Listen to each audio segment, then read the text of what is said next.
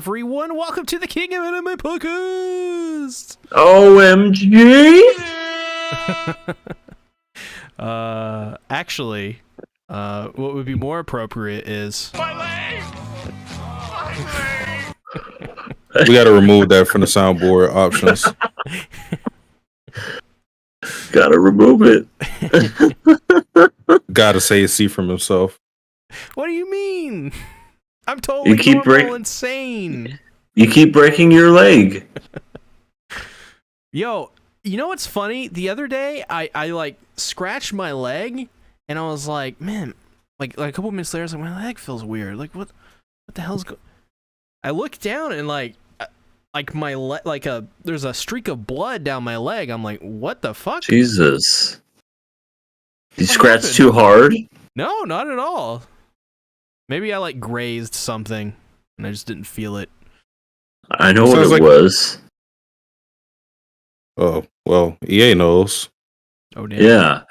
It was all the times you tried to use new lingo. You probably were walking down the street and you were like, hey, you're down bad, right? You boomer. Oh, look. And then all of a sudden, before you know it, somebody shanked you. Nah, I'm You just didn't notice. No, that's pretty cringe, bro. I'm pretty on God. See, this is what you were talking. This is how you were talking. Then all of a sudden, you just got the shank.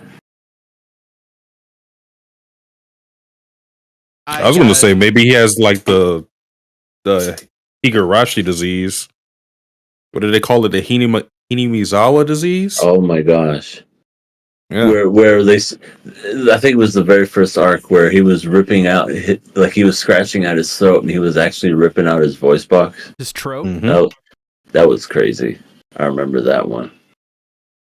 Decrepit Storm says, "Did Choso get to your leg?" No, me and Choso had a couple glizzies. We talked it over. It was very lit. Not cringe, very based. I do not like you. This is the King of Anime podcast where we celebrate the medium of animation, and we do nothing else but that. At 9:30 we're gonna have a prayer circle, so I hope everyone has brought their yoga mats and their holy water, where we will be praising Saber. We'll also be praying to Madoka. Oh, speaking, well, both y'all. So yesterday I got to play bingo at a casino for the first time in my life. That was an experience. Have any of y'all ever done that? Nah, never. I mean, I played bingo before, never at a casino. Yeah, I don't think I've ever even been to a casino. Okay, well, it's very different. You pay money, obviously you get a bingo, you win. They give you a tablet, and then you just sit there, and then all of a sudden, you know, the way I used to play bingo was you would just take the sticker or marker or whatever and just be like, ooh, boom, boom, boom. I thought it was going to be the same with like a touch screen or whatever. Nope. It does it automatically for you. So literally all it is you paid for a tablet to tell you if you've won or not while you do nothing. And that's kind of why I hate bingo. I don't like bingo because it's kind of like having a scratch hall ticket, but all the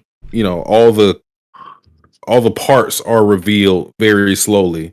I always hate to be in a position where I feel like, oh, I'm about to get a bingo, and then out of nowhere you just hear some 50-year-old grandma bingo, and then you're just like, yeah. There was a couple of those going on, and it was a collective groan. A couple of those where you just hear, oh man. Yeah, that's why I don't like bingo. It's just it's slow and it's disheartening because it's just you're just sitting there, just call it out, bingo. It's definitely not for me. But we went there because it was my girlfriend's mom's birthday, and we were celebrating it with her. She did win money on the slots, so that's what was important. So We were up. So you left with more money than you came in with. That's right. Good. It's always good. Yep. Even if it's a little bit, that's good. Yeah, I'm a part of Caesar Rewards now. I got me a free room. Hey, nice. I know. All I did was spin a wheel, and then I just got a free room. I was like, oh, sweet. I have to use it within the next 30 days, though. That's like the only catch. So, yeah, in the next 30 days, I'm going to get a spa treatment. Nice. Very nice. Jeremy Grandison says, been a while, and man, last week is amazing. Yuji versus Choso is a masterpiece. Hey, Jeremy. It has been a while. It's been a minute. I guess you could say the fight was truly lit. No, we wouldn't say that. We are all above the age of 26. None of us would say that. Yeah, and I'm old enough to be a lot of people's dads that probably watch this stream. Issue. And I am.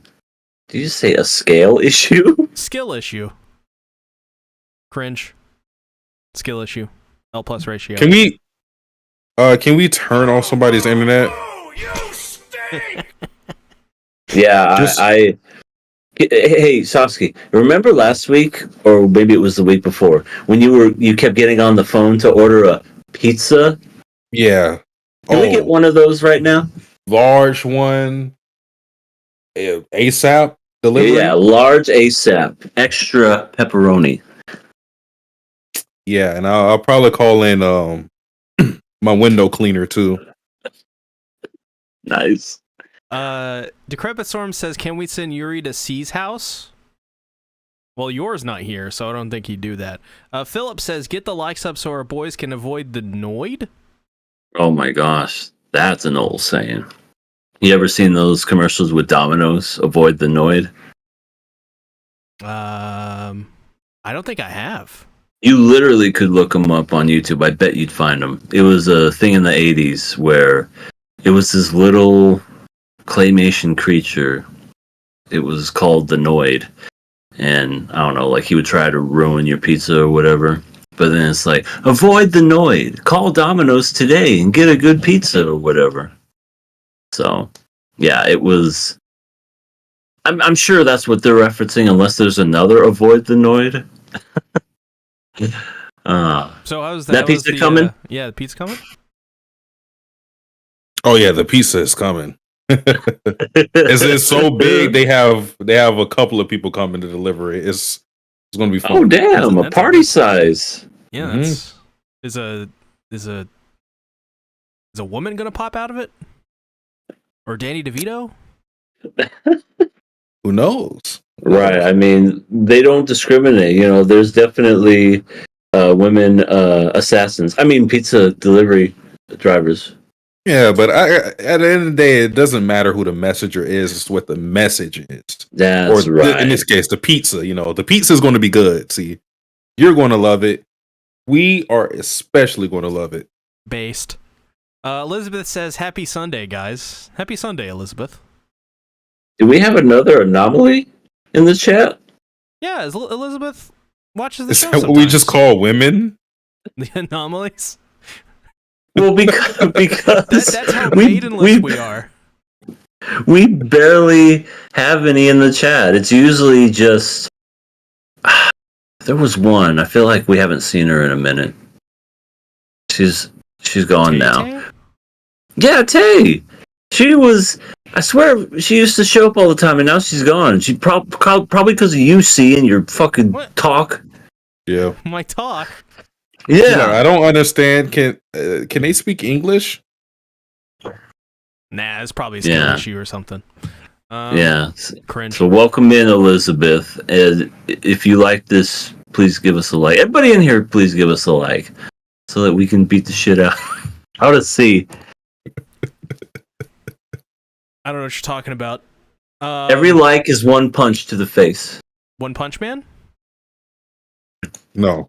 No. Punch that like button. Every like is one punch, apostrophe, man. Well, you know, that's like Your opinion, man. You're not my buddy, pal. You're not my guy, buddy.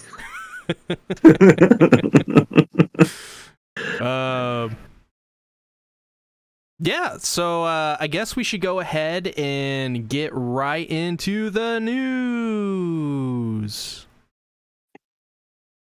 KOA news. That was my Keemstar. That was my best Keemstar.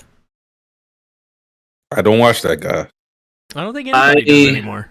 The dude is like 50 years old and still talks about drama. And he's bald. Don't care we to all listen. know he's bald. Just take off the cap. It's fine. Drama alert. That All I have seen that on Twitter before. Yeah. It's like, all right, all my fans that are 12-year-olds, let's talk about drama. Jesus Christ. Oh my god! In the drama between him and Ethan Klein, I was like, "What? It's just two shitheads." Yeah, that's another guy. Another guy who I used to watch religiously when he was H3H3, but then when he did the podcast, he just kind of, I don't know, I just got tired of watching him. He wasn't the same guy anymore. And I don't know, just preferred the goofs in the Vape Nash. That was the funny shit. Well, we have our first news topic of the day, which I think is from Satsuki based on what it is. How did you figure? It's about the Marin anime. Well, since you brought it up, I'll just say My Dress Up Darling has 10 million copies of the manga in circulation. 10 million, we did it.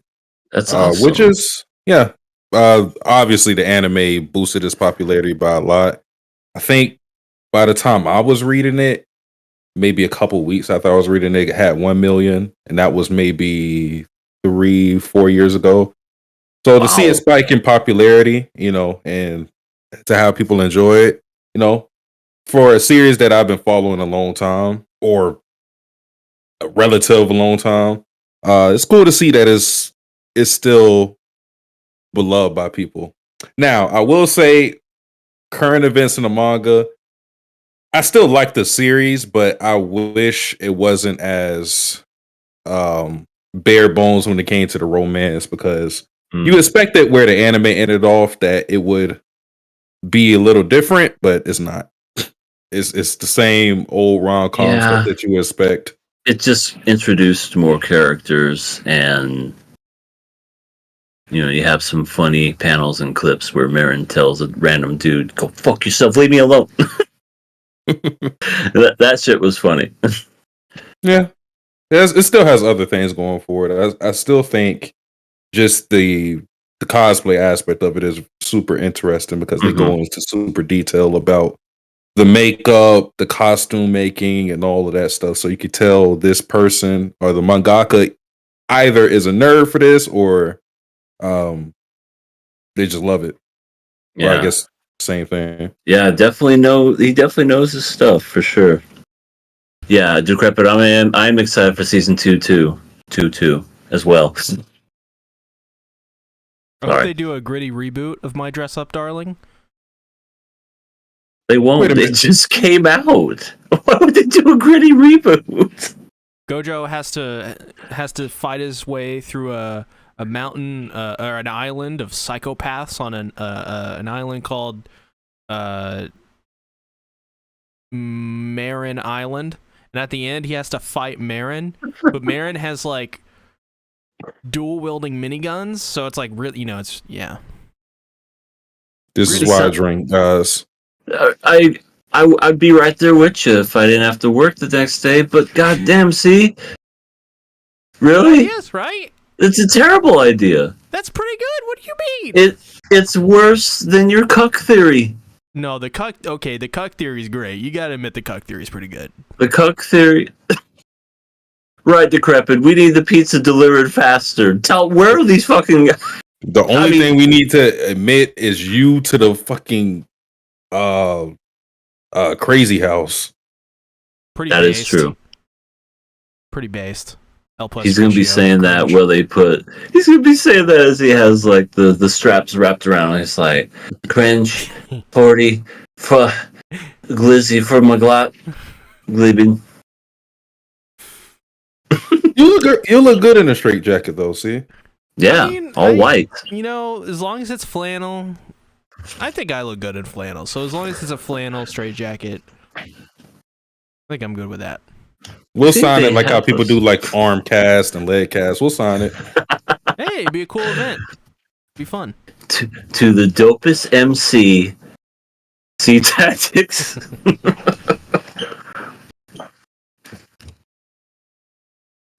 All right. In other news, though, the Fable, another manga I read this year, actually, the anime will premiere spring 2024. The Fable. Yeah. Oh, it's a good manga. I wouldn't say pretty good. It did get better and better as time went on. I think you would enjoy it. It's very odd. Is it another isekai? No. It's a crime manga that follows these two assassins. And they basically had to live their life. Yeah. They basically had to live their life normally, but obviously that doesn't happen. They have run-ins with people in the Yakuza and other various criminals and whatnot. And then they throw a baby into the mix? No baby. The two assassins in questions live as brother and sister. So it's no romance with the two main characters. There's romance in a series, but it's not with those two characters. What a swerve if it was the brother and sister incest thing. Oh, please don't tell me that happens. Yeah, no. Thank God. No. Thank God. It's not even hinted at or... Oh, good. Yeah.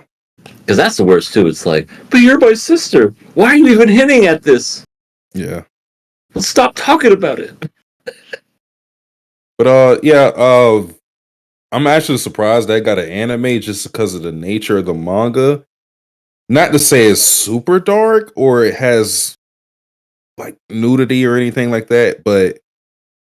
And I just mean, like, explicitly, but for the tone of the series, I just feel like that works better as a manga than it does an anime, but I'm still going to check it out. It should be enjoyable. Is that your future lock?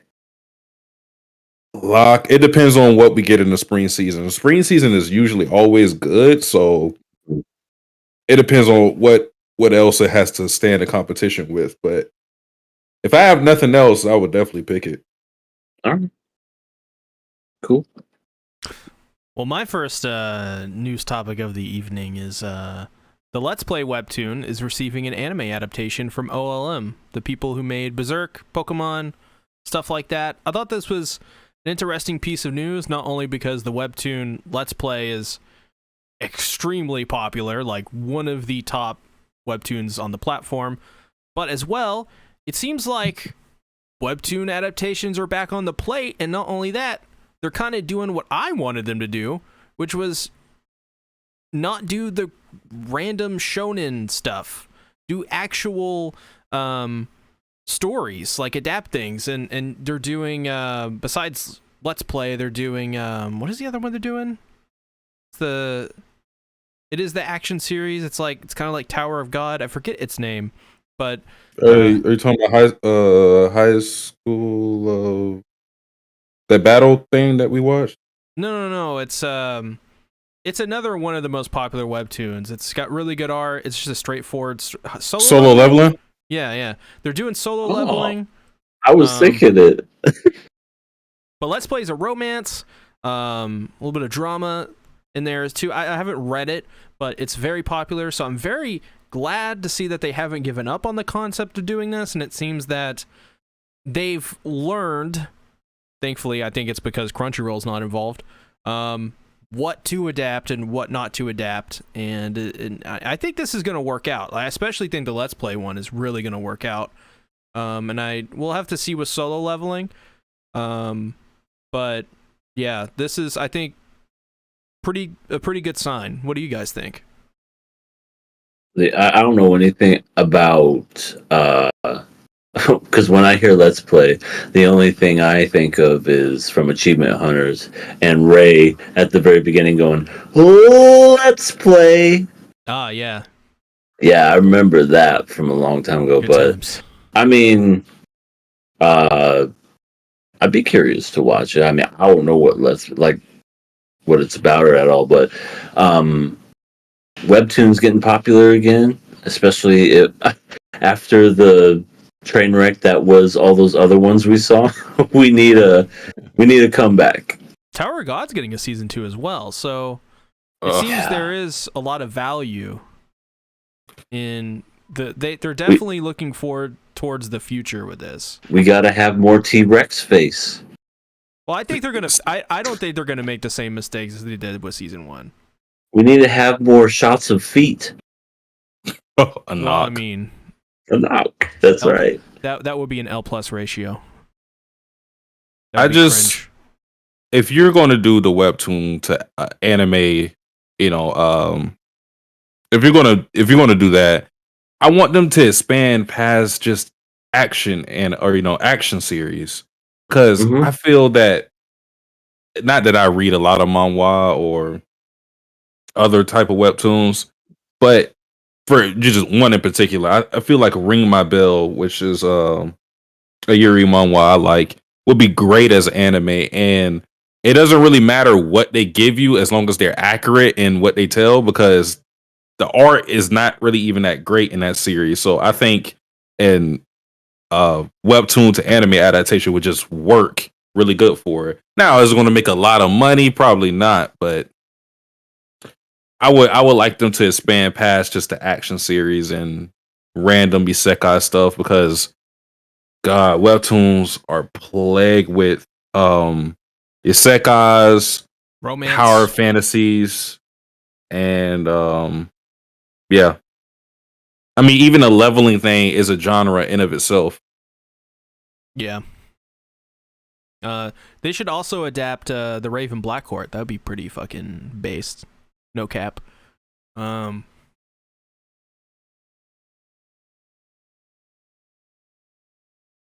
appalled. Well, next topic. Delicious in Dungeon, Trigger's new series, is coming winter 2024. New trailer. I linked it last night in the KOA chat. I know EA saw it, but basically it's a fantasy series where they cook food, and it doesn't look like anything they've ever done. Usually Trigger has a certain style to them, but this doesn't really have that, and like, it looks really unique for them, and it looks really unique in general in terms of its art style and presentation. But what did you guys think about it, if you saw it? The funny thing is, I didn't even know what studio it was, and for some reason, I thought it was Trigger. Interesting. like that's what came to my mind when I saw it, because I looked right at it and I was like, "Ooh, this looks really neat." And then I saw, I don't know. To me, Trigger just has that unique kind of like I don't know how to describe it, where their animation flows a certain way. And when I saw it moving the way that it did, I was like, "That looks like a Trigger animation." So I thought it looks neat. I don't know what it's about, but I definitely watch it, especially if it's Trigger. Listen, and Hero Yuki, we trust. Wherever he goes, I go. It's as simple as that for me. So whenever, I mean, that was the thing that I picked, not knowing it wasn't going to be in this season. But yeah, whenever that airs, that I'll definitely choose that. It doesn't conflict with anything else I want to watch. And also, that's Kill la Kill, and that's what's his face, right? That Kill made la all that Kill, stuff. Kill la Kill, Gurren Lagann, Little Witch Academia. Yeah. And what's the newer one? Cyberpunk Edge Runners, yeah. He just makes great shit. He really does. I never finished that witch one, but from what I remember, it seemed like it was fun. I just never finished it. I don't know. Maybe I was too busy or something. Movies were good. The series dragged on too long. Needed to be like 12 episodes, and it was 24. But next piece of news: the Yoruichi in Bleach once again is recasted in the dub as Inaris Kanones exits. the previous voice actress that we all know Yoruichi's voice in the dub. She was recasted. Wendy Lee. Yeah, and now she's left the role. I don't know if this is because of the backlash of her getting recasted, but I do think it's really interesting that this role is being recasted again so shortly after she joined. I don't think she's done anything for it, but I could be wrong. Maybe she has, but yeah, I'm not. I don't really even know why she was recasted. Is she like too old to do it now? I think they wanted to have more diversity. Okay. Which is fine, but I do find it strange that she's recasted once again. So it was Wendy Lee. It was Wendy Lee, and then this other girl, and now she's recast again. Yeah, I don't know if the old actress is going to come back. I don't know if they're going to get someone new again. But yeah, it seems this role, for whatever reason, is right now cursed. First roll. Yeah. Dinner roll. Bacon.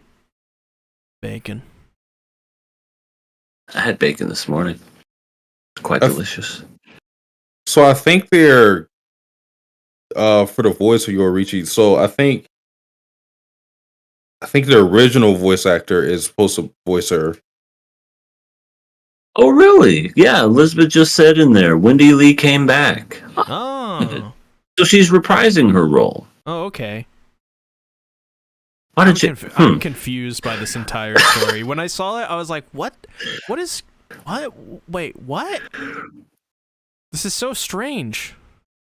I'm confused." So she's like, I don't want to do it anymore. Someone else got it. You know what?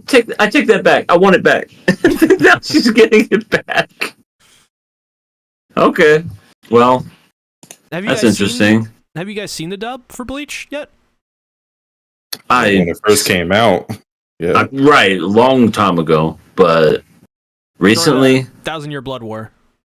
I refuse to watch it. Wow. Wow. Pisses me off. Okay. But well, I got a little bit of news that came out a couple days ago.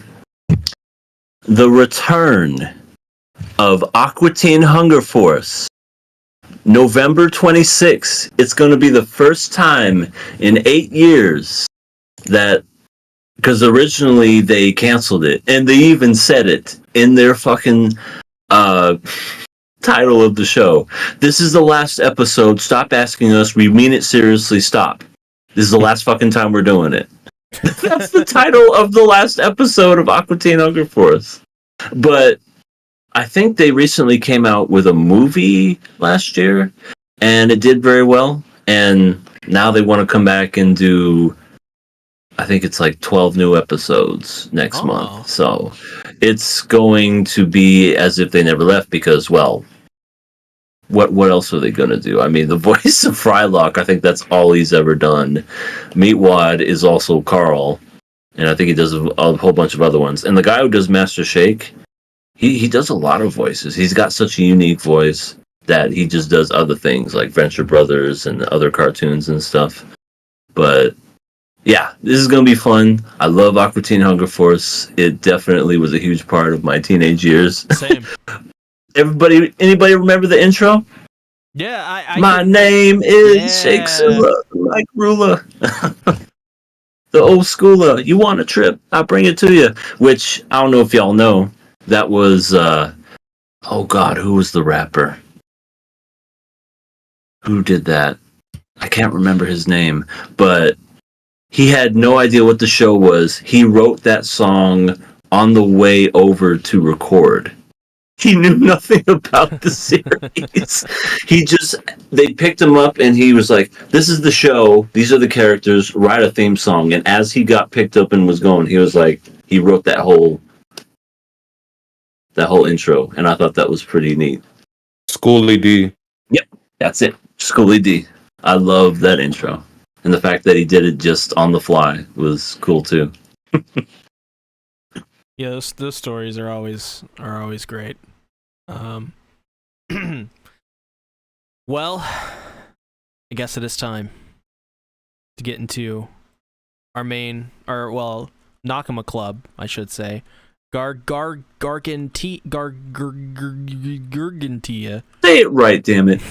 Put some respect on the name. Episode 3. Gurnty. Hey, ladies, want to see my Gurnty? Oh shit.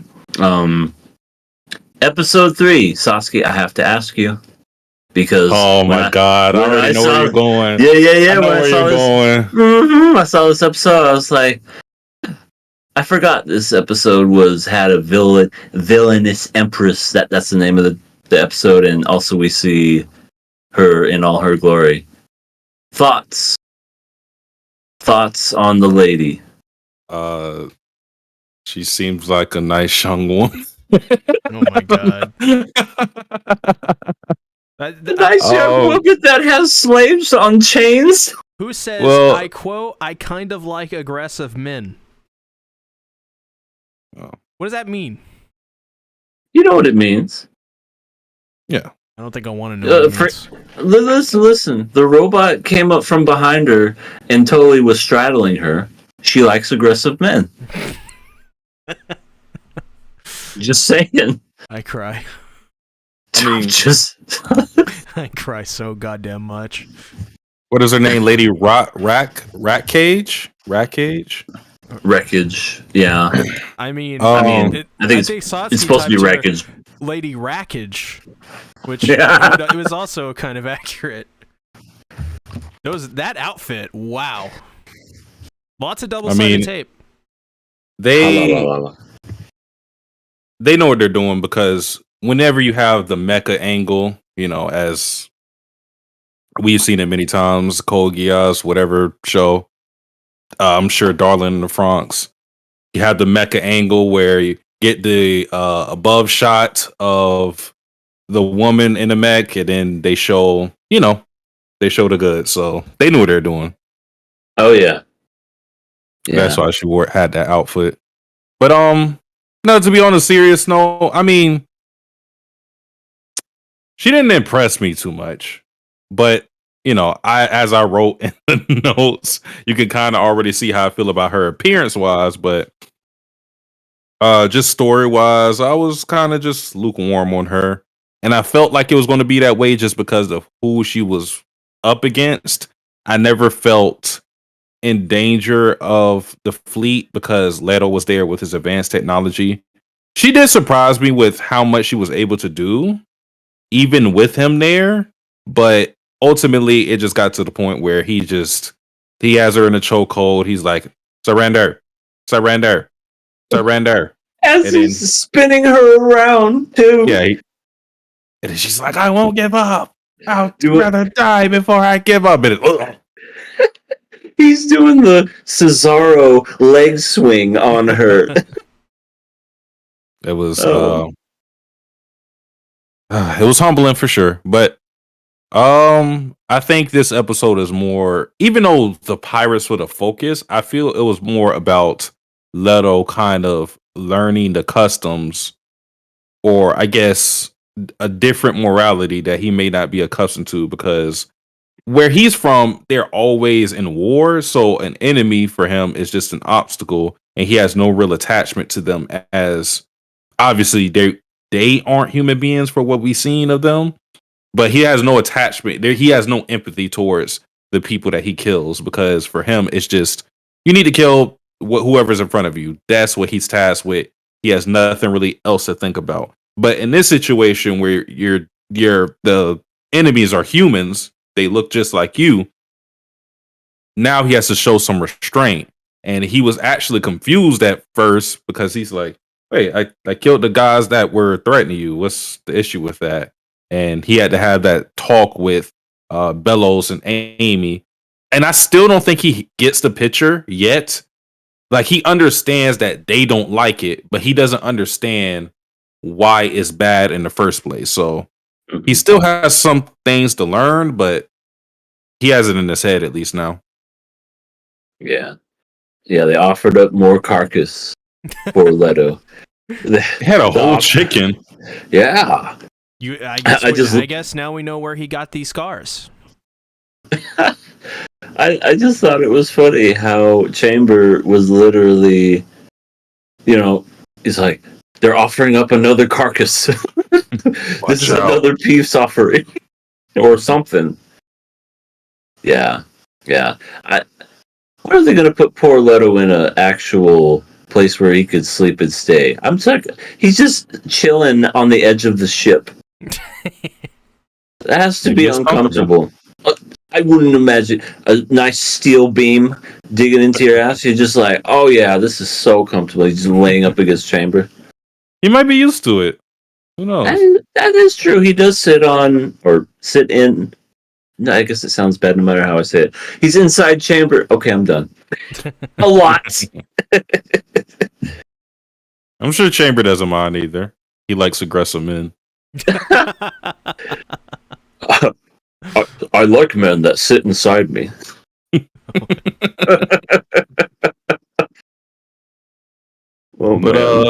Yeah, besides that talk and the pirates, it was well, I guess there was also a side of the fleet having to accept him too. That was another aspect of the episode. Yeah. Yeah, it was a good time. It was very diplomatic. It's like, can we trust this person from outer space? I think we really got a choice. I think the person with the advanced technology that wants to be buddies with us, I say let's let them help out. Oh, go ahead, see. Well, I was just gonna say, like, I did enjoy, Leto learning about humanity and how even though they're from a different race, they're not so unalike, and that killing people is, unless you have a very good reason. It reminds me, this conversation reminded me, oddly enough, of in Terminator 2, when John Connor had to explain to the T-800 why people do what they do to defend themselves and why killing is bad unless it's absolutely necessary and stuff. Like is sort of reminiscent of that in this anime, and I think it's really fitting that it's Amy who is sort of helping describe this to him, because Amy is like the most innocent character in this series, yet at the same time Bellows is also there to sort of like have sort of like a I don't know, like a less innocent kind of like a more mature perspective on it as well. So there's a good balance, I think, between that innocence and maturity that I think really helps Leto kind of grasp that a little bit better. And it's really interesting. He's a man from space, but now he's becoming more human the more he spends time on the Verdurous planet. Yeah, pretty much. And also, Decrepit Storm says, "Little learn to speak like Fushi." At the end, Itai. Origato. He didn't say Itai. It just made me think of Itai. He's that fucking wolf that just sleeps in a corner going, Itai, Itai, Yoi, Yoi, Itai. Stop saying it hurts. We get it. So I think this is where the issue is going to arise in the story. And I haven't watched it, so this is, pure speculation. I have no idea where it's going to go. A lot of what's going on right now is smooth sailing because Leto has technology that puts him over everybody. We see, with him clearing the pirates, he has the superior tech. I feel there's going to be a situation in which the pirates will get that same tech, or somebody just like Leto, probably his superior, his lieutenant, I believe, that we seen in the first episode, because he also probably landed somewhere on Earth, and I just feel like there needs to be a balance of power because right now Leto is kind of the Saitama of Earth right now. His presence makes sure that nothing bad can happen.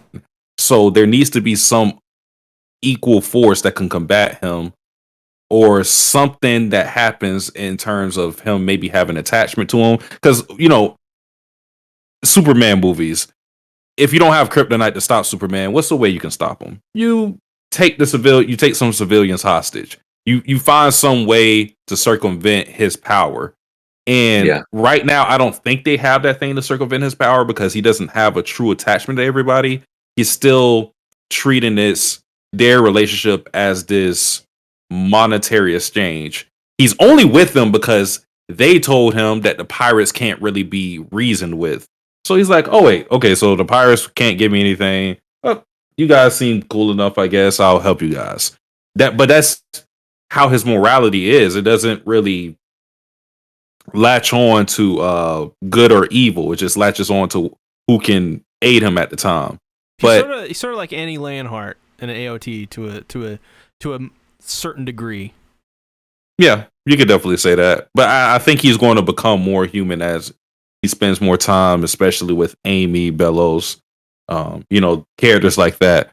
But I definitely think there's going to be some moment in a series where the pirates, get technology just like his, and then it's going to be an actual struggle. Because right now he can kind of do whatever he wants, and everybody loves him right now. But the minute somebody has tech that can rival him, then that's going to put his position on this fleet in jeopardy.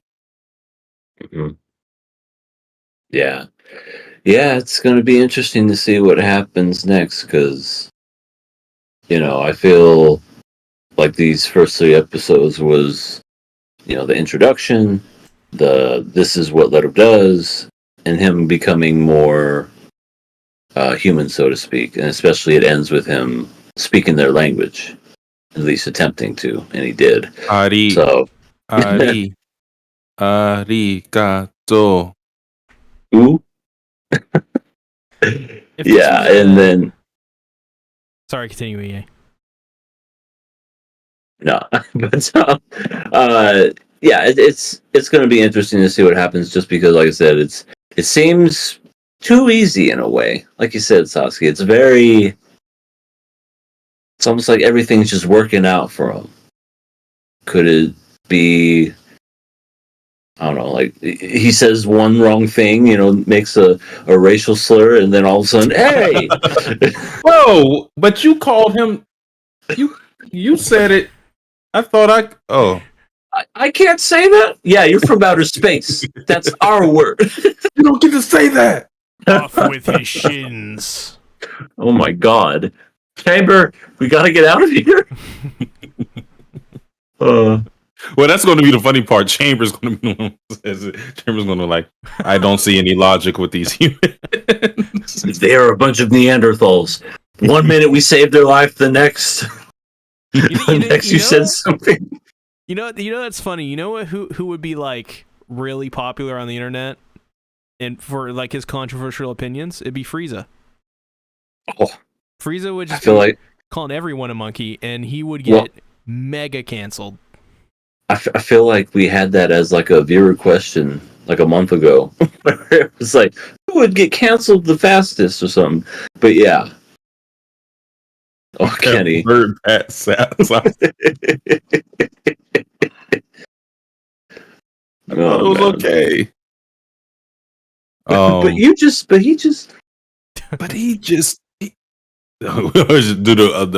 the Booker T. Tell me, he didn't just say that. Oh, it's good stuff. For all my Final Fantasy fans out there, if this was a video game, Amy would be a Kupo. I just call her Swirl Girl. She's definitely fearless. She jumps off of balconies with hang gliders, slowly falls down, and Leto's like, oh god, is she gonna die? Then she just peeks right back up and goes, I'm fine. Flies away. Famous last words. Origato! There's that saying they keep saying again. What does that mean? It means gratitude. Huh. Weird. That's also another thing I guess I should say really quick. Is just, I guess he never heard those words of thanks or gratitude. He just does his job thanklessly. Yeah. Because like I said, his whole thing thus far has been this: how can I how can I make this situation advantageous to me? So his relationships are based on whatever someone can do for him rather than the person themselves or his fondness of them. So I'm pretty sure, we don't know the politics or what his job entailed before then. We got a little glimpse of it in the first episode, but I'm pretty sure it was just, hey, you do your job, you get this. Simple as that.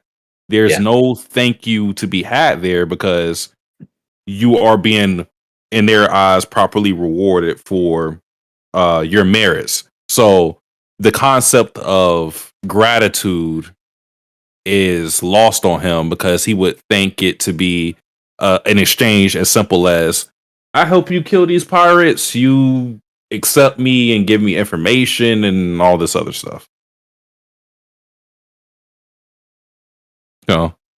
Pretty interesting. Do you think Leto has a body count? What does that mean? What are you talking about? Like the amount of people that he's killed? I don't think he's talking about that, and that's what makes me mad. What are you talking about then? He's talking about the amount of people he had sex with. Oh, so you asking if he's a virgin or not? I have no idea. No, I'm asking his body count. I don't. What are you browsing your free time? So it's actually just how many bitches he getting? For real? Like R memes 2017. What's going on? R meme. Yeah. Chamber, I'm afraid, had to explain the idea of thank you to him. Yeah, he did. It means a showing of gratitude. Okay. I don't understand these words. Any other thoughts on this episode? Nah, it's been pretty enjoyable thus far, though.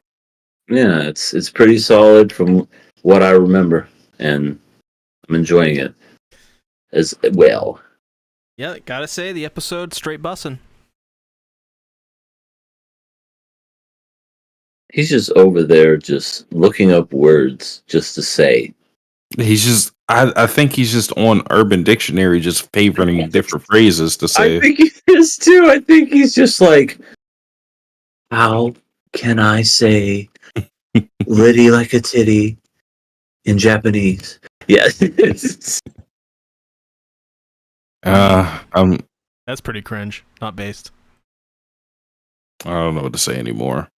Let's talk about Kenshin. Yes, Rurouni. Yes, Rurouni Kenshin episode 16. This was a pretty fun one. This show kind of is on a roll. What do you guys think about this one? Yeah, it was pretty good. Like I feel like the show is perpetually getting better.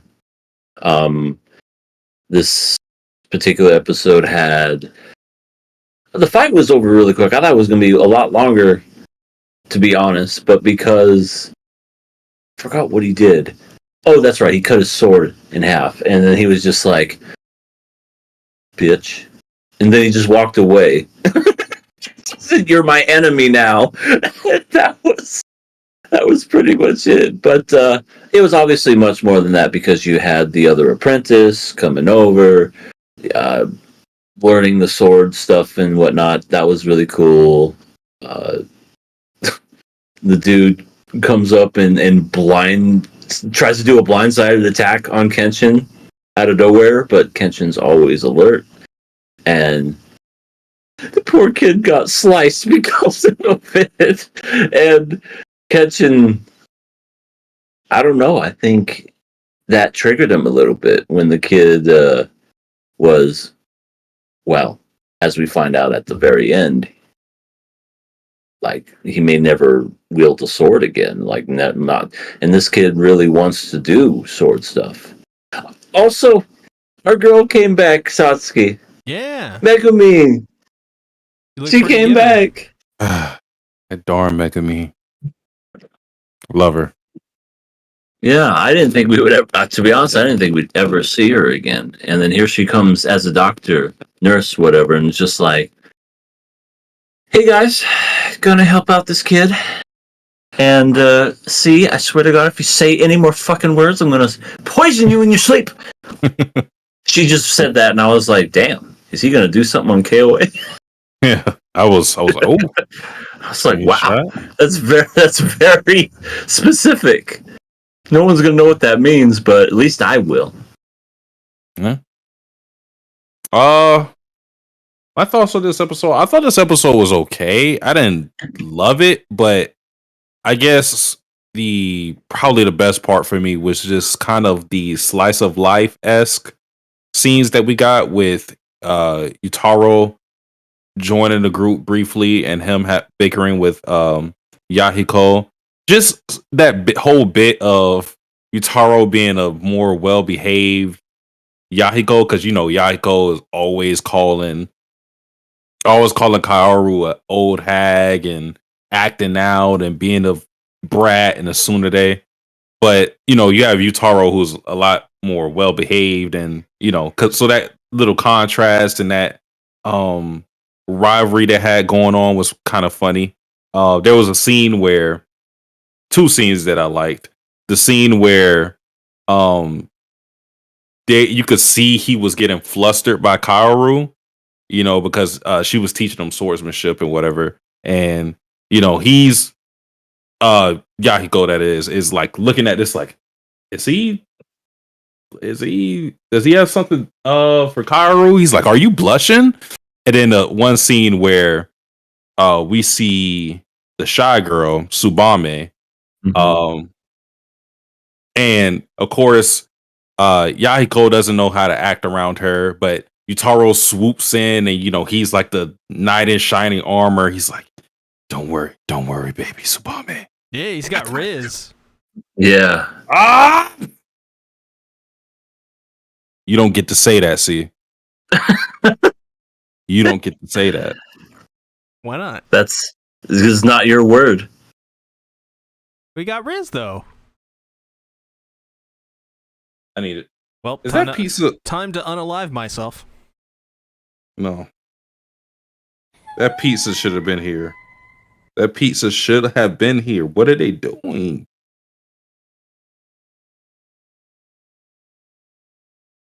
Well, but I guess I guess this is the true meaning to the phrase ratio. I don't understand it. He's completely lost. He's lost it. Can we see from the panel? We can't, and that's the crime in all of this. Sasuke, we can't kick him, but we don't have to stay. No. What? No. I'll work this thing again. Oh. What? No. This is horrible. You know what? Actually, honestly, this is kind of cringe. This is not gonna lie. On God, big L. Just saying. Pretty, actually, L plus ratio. This is not lit. Or fire. In fact, skull emoji. That's right. You will burn to hell for the things you've done. I mean, that's not, I don't think that's going to be the case. No cap. Did somebody say hell? Take him, Satan? please. Satan, is that you? Yeah, that somebody was ready to go because I heard burn hell. Bro. So I immediately thought, see, Satan. Bro. yeah, This is straight bussin'. oh, trust me, where you're going, there's gonna be a lot of bussing everywhere. What do you mean by that? Well, let's just say that there's gonna be a cactus being shoved somewhere. Where exactly? Oh, well, let me paint a picture for you, see. When somebody wants to bust something inside somebody, where do you think it's gonna go?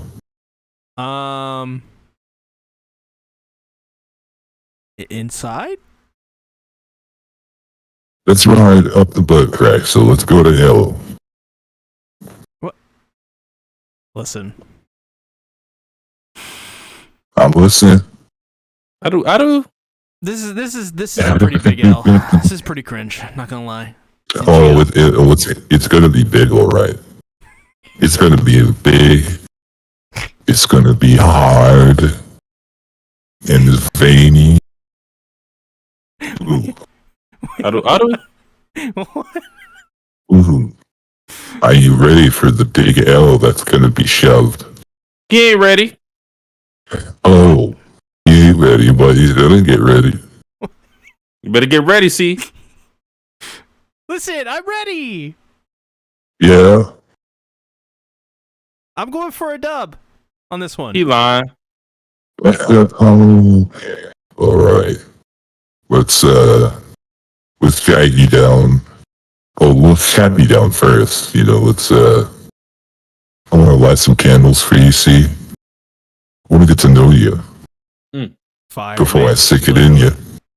Literal fire, because I'm Satan. He thoughtful. You know, Satan, you kind of got some riz. I had something that rhymes with Riz. Oh, I know what he talking about.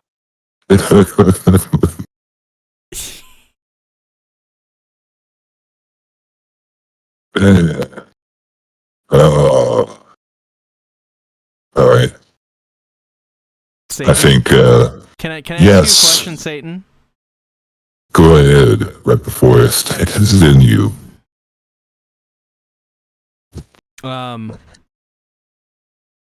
are you being so cringe right now? All right, that's it. Satan, no! Damn. Satan! Damn, Satan, you scary. Where does Satan go?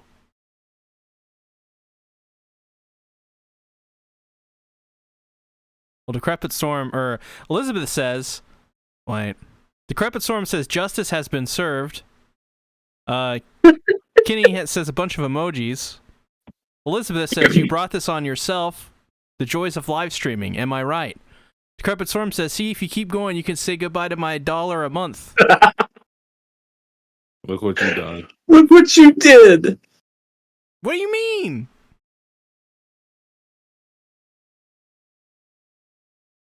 Listen. I cry. What were you even talking about? I don't know. Well, I will say about this episode. I didn't actually see the whole Raijuda thing coming at the end when he when he was like, I don't even care about Yutaro. Stupid little kid. Only thing I care about is being evil. Didn't see that at all.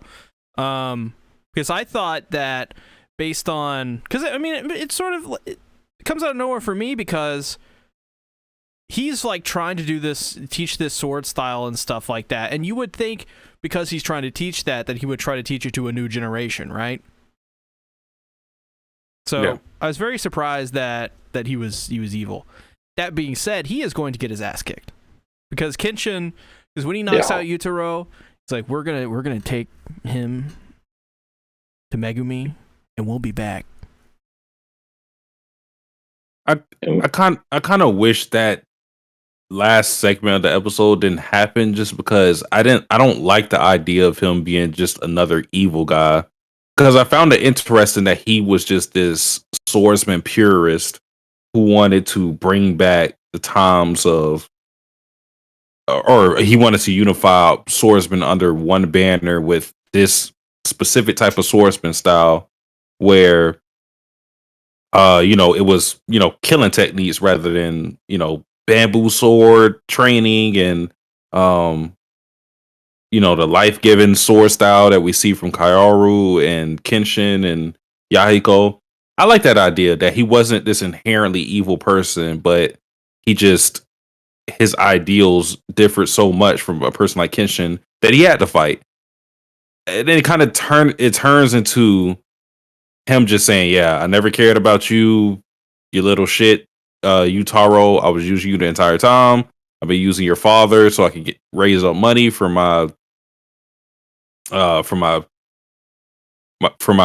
swordsman school, whatever." He's not really even teaching anybody, so I don't even know what he's doing with this money apparently.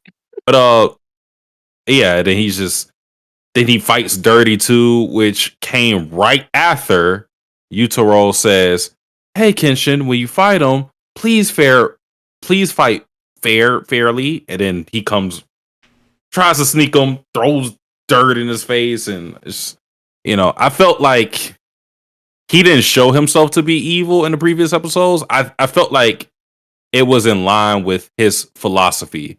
And this is just him being prime for us to feel that taking him down is more morally right. You know what I mean? Where it's like, you kind of got to make him a bad guy for us to accept it. But I found it more interesting when that was kind of left up in the air, whether he was a bad guy or not. But this time it's kind of like, okay, you did all this stuff. You injured your pupil to the point to where he can't even hold up a sword anymore. It's, we don't have any sympathy for him anymore. There's no conflict to be had in terms of, did we take this guy down or what? And I thought that what we were getting with this villain or this antagonist was a little more nuanced with the villains. Which, I mean, we got that with the last arc a little bit, but even then that guy's still evil. But yeah, I don't know. I just thought that he was going to be a little different in terms of our opponent being evil. I thought it was going to be, he's not really evil. It's just that he has a different type of thinking from us. But yeah, what did I expect? He looks like Broly, so he does kind of look like Broly. He got the thick eyebrows, and he's huge. I don't think he's as big as Broly, but he's damn.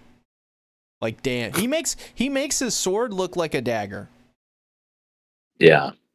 Is your dagger a little sharpened right now? See? I don't have a dagger. Oh, you have a sword. My bad. I have a sword? I don't know. I'm asking you.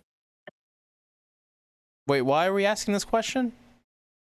Okay. Answer the question. Don't answer. Don't. No, don't say anything. I'm Don't say confused. anything. I'm disappointed. I guess. I guess it is. Yes. Oh, okay. So we know what sharpens your sword. What is that? Big, meaty men. Slapping meat? Maybe? I don't think that's what he was doing this episode. That's the next episode. Ooh. Next episode, he slaps meat. I have to be there. Judah and Kenshin about to slap meat. Oh, God. There's one way to sword fight. Right. They're going to pull out their swords, and then they're going to start fighting.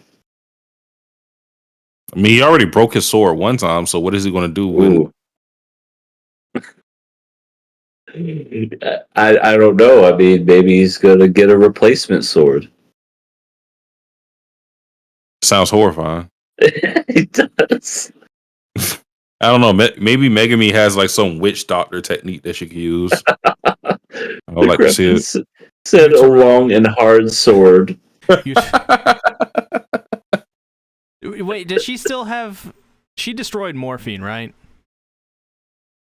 Like, she Destroyed? She like destroyed all that stuff, right? Does she still use morphine? I forget. I don't know. I thought she just destroyed the poison or the opium.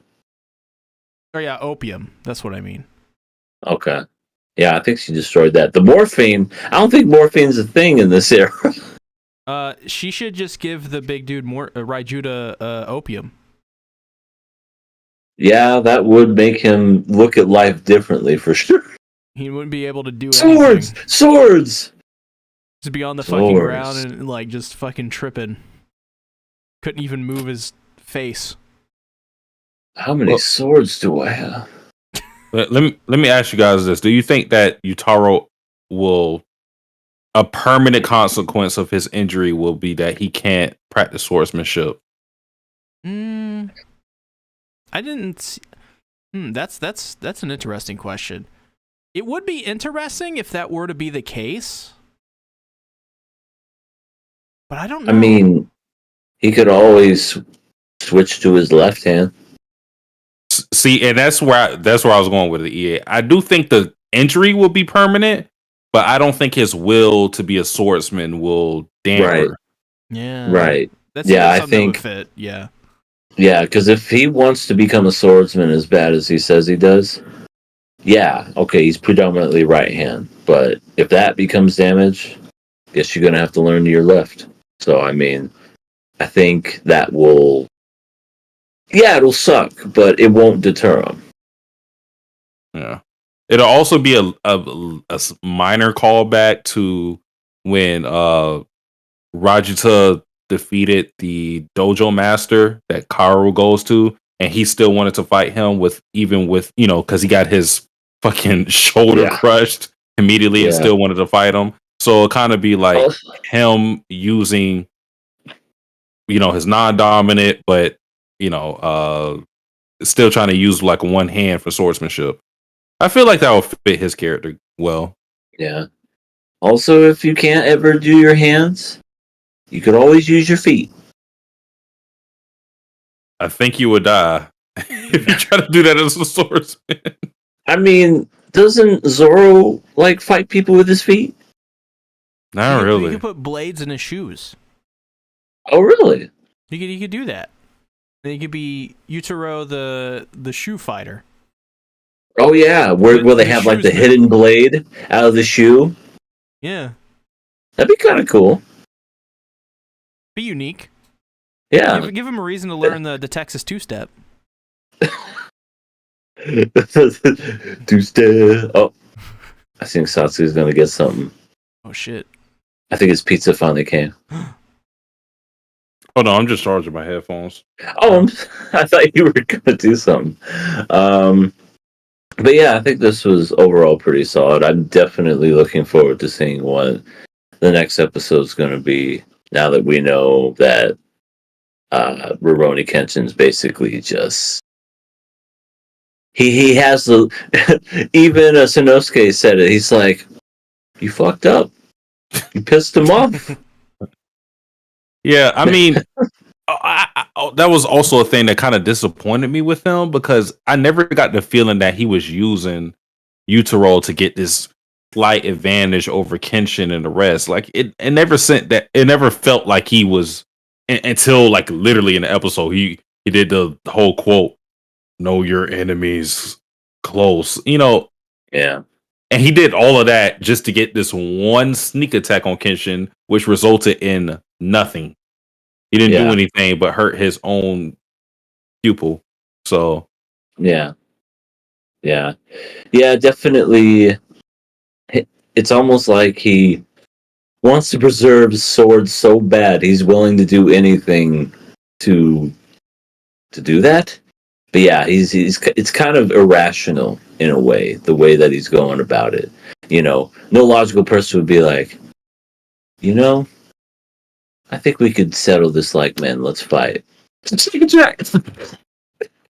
Yeah, because my issue is, what are you proving if you sneak him with that? That you're a coward. And I think that's what the kid was talking about. Like, I think he was saying that, oh, my master, he's not cowardly. He would never lie. 2 seconds later, does that very thing.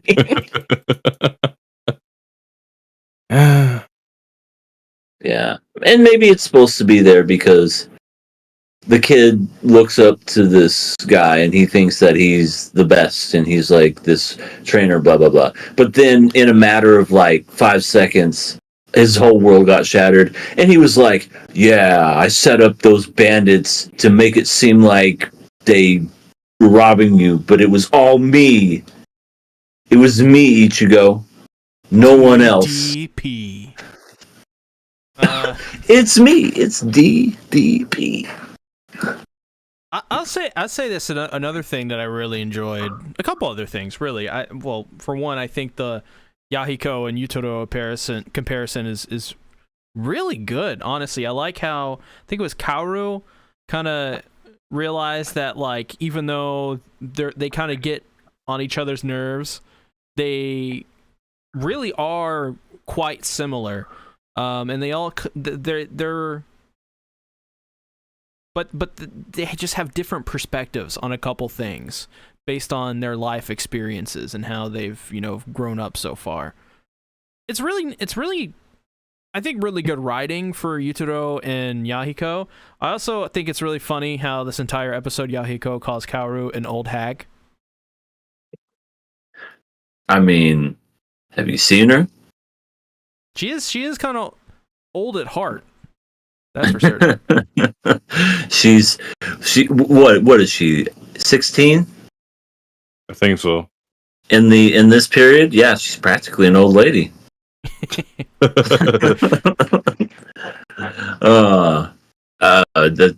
Yahiko's middle-aged. Yeah, she's that crazy cat lady that needs to get married already, but can't find a man because she loves her cats. You know what? That is true of Kaoru. I could see that happening to her. She has that. I mean, personality. She does. She likes Kenshin, but I don't know. Something about those cats. They need tending to. Yeah, they're cute. Meow. Meow. Any other thoughts on Kenshin? Nope. Nice. Well, let's go ahead and let's talk about Jujutsu Kaisen season 2, episode 13. This episode so amazing. Is I don't know. As a manga reader, they took this fight, which was pretty decent, but I didn't. When they were going into this, I didn't expect this fight to be this good. I thought this would just be kind of like a touchstone kind of fight when they were going to adapt it, but instead, it got an entire episode, and just wow. The way they wrote it, how it progresses, the pacing of it is so good. Choso is a total fucking badass. Yuji, big L plus ratio nerd. He needs to unalive himself after that horrible L. Just really great stuff all around. I mean, just even animation aside, I just like the way this fight progresses and how Choso and Yuji kind of try to one up each other. It was just really good. I also, in terms of animation, I really dug the clarity of it. Like, it wasn't one of those crazy fights where things became unintelligible and like super unrealistic. Like, this felt like, based on their movements, something you would like, a real fight. And that's what I liked about it, the groundedness. And I think it also really helped as well with the composition, because you have these, they're in Shibuya station, and you have this backdrop of a train station, which is already cool enough in a series like JJK, gives that really urban, modern look. But as well, you have these dueling colors of like red and blue, which I thought was really nice because red is basically Choso's color. I mean, he uses blood and all that stuff, and Yuji as well, he uses cursed energy, so it's like greenish kind of blue. It was just really nice, this entire thing, how they did it. And honestly, this is, I think, my favorite episode of JJK ever. But what do you guys think? Yeah, very top tier quality episode. Like, pretty much everything you said. Like, the visuals were great. I thought Choso's abilities was pretty neat. He's a bloodbender, and it's nothing more like it's a liquid in the blood, and like basically just he shoots it out at a pinpoint accuracy where it just literally cuts through your skin. I mean, pretty cool and accurate, because I don't know if y'all have ever seen that. There's an actual machine that's water that can cut through steel. Yeah. It reminded me of something like that, where I was like, okay, that's really neat. I saw it on American Chopper. That might have been where I saw it too, or maybe it was Discovery Channel a long time ago. But yeah, freaking Itadori got fucked up. he went to block, and it went right through his arm.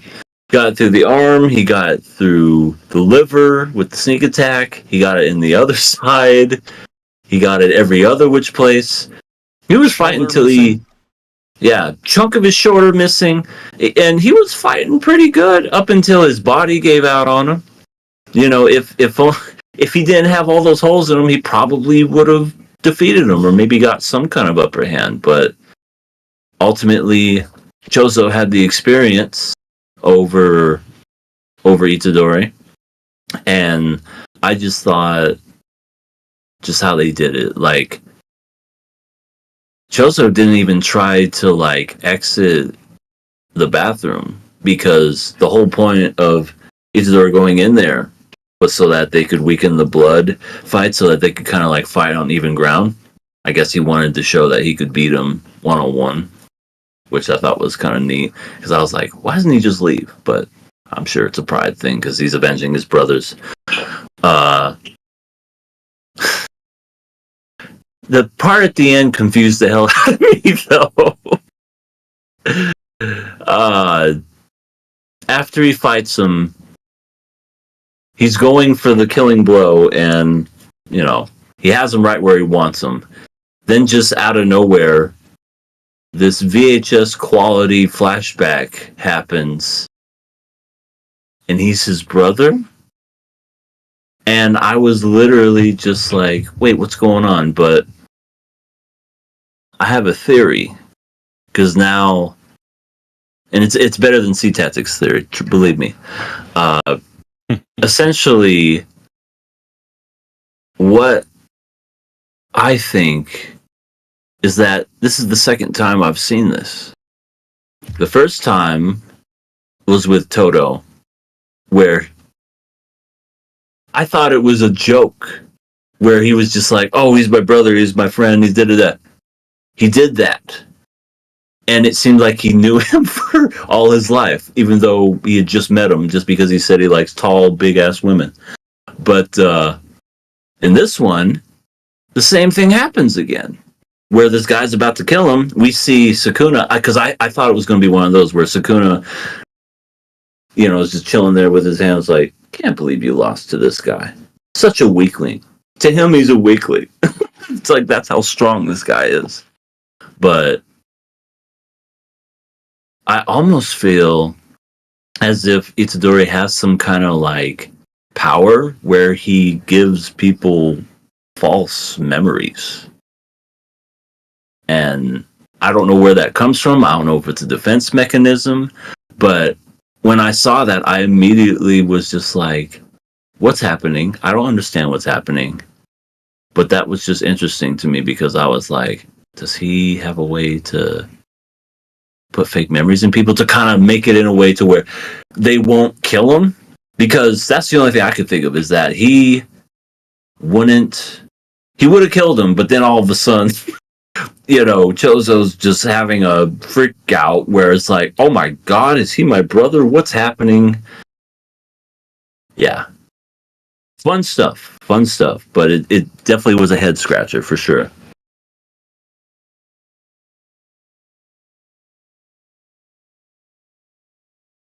Oh, and then of course after the credits, there was the twins. They're going to do something to his dead body. Oh, that's right, he's not dead actually, but they're going to do something to his body. They're going to poke it with a stick. Well, they're going to do something with his pole or something. I don't know. But I was literally just like, wow. Like, that episode went so fast, I didn't want it to end. Yeah, it was a very quick episode.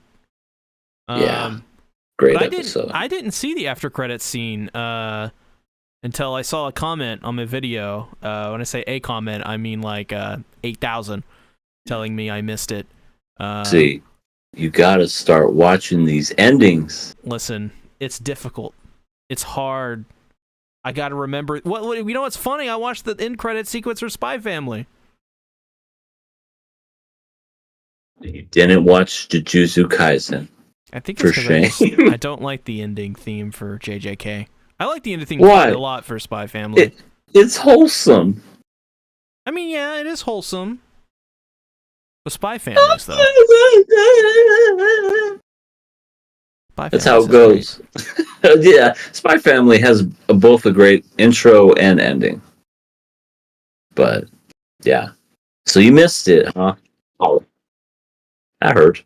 I'm going to put that down before it hurts me again. You know what? The twins did say that they were going to make Geto regret what they did. But what are they going to do? Maybe they're going to, to Yuji? Maybe they're gonna give him like revive him. Maybe that's their thing, is they can like heal. Yeah, but are they gonna like make him stronger? Are they gonna like give him like a power boost? It's gonna be like Nail and Piccolo. No. Yeah, Nail. Give me a power boost. Now he's gonna have 2 teenage girls inside his head, along with Sukuna. I can't tell what's worse. He's just gonna fuse with them, and then Sukuna's just gonna be like, you gave me twins. Great. I hope you know, Yuji, I've been alone for thousands of years, and let me tell you, I'm not looking forward to this. Decrepit said, "Isn't this the second time you missed a post-credit scene in JJK season 2?" One I missed. I missed another one. I didn't even know about that one. Apparently, you did. Like he says, this is the second time. I believe him. Which episode? I want to say drop. Decrepit Storm, drop it in the chat. What episode he missed? Because if this is the second time, I'm gonna laugh. But yeah, no, this episode of JJK was just awesome. I really loved it. What did you think, Satsuki?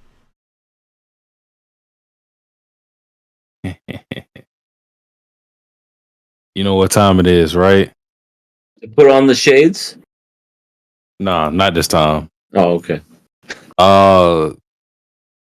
Stotsky the Critic is back at it again. Oh shit. Oh god. He's a hater, everyone. So I want to preface this by saying I still overall enjoyed this episode a lot. I thought this was a huge upgrade from the manga, because one of my criticisms with this arc in particular was the art itself. Some instances the art was very good.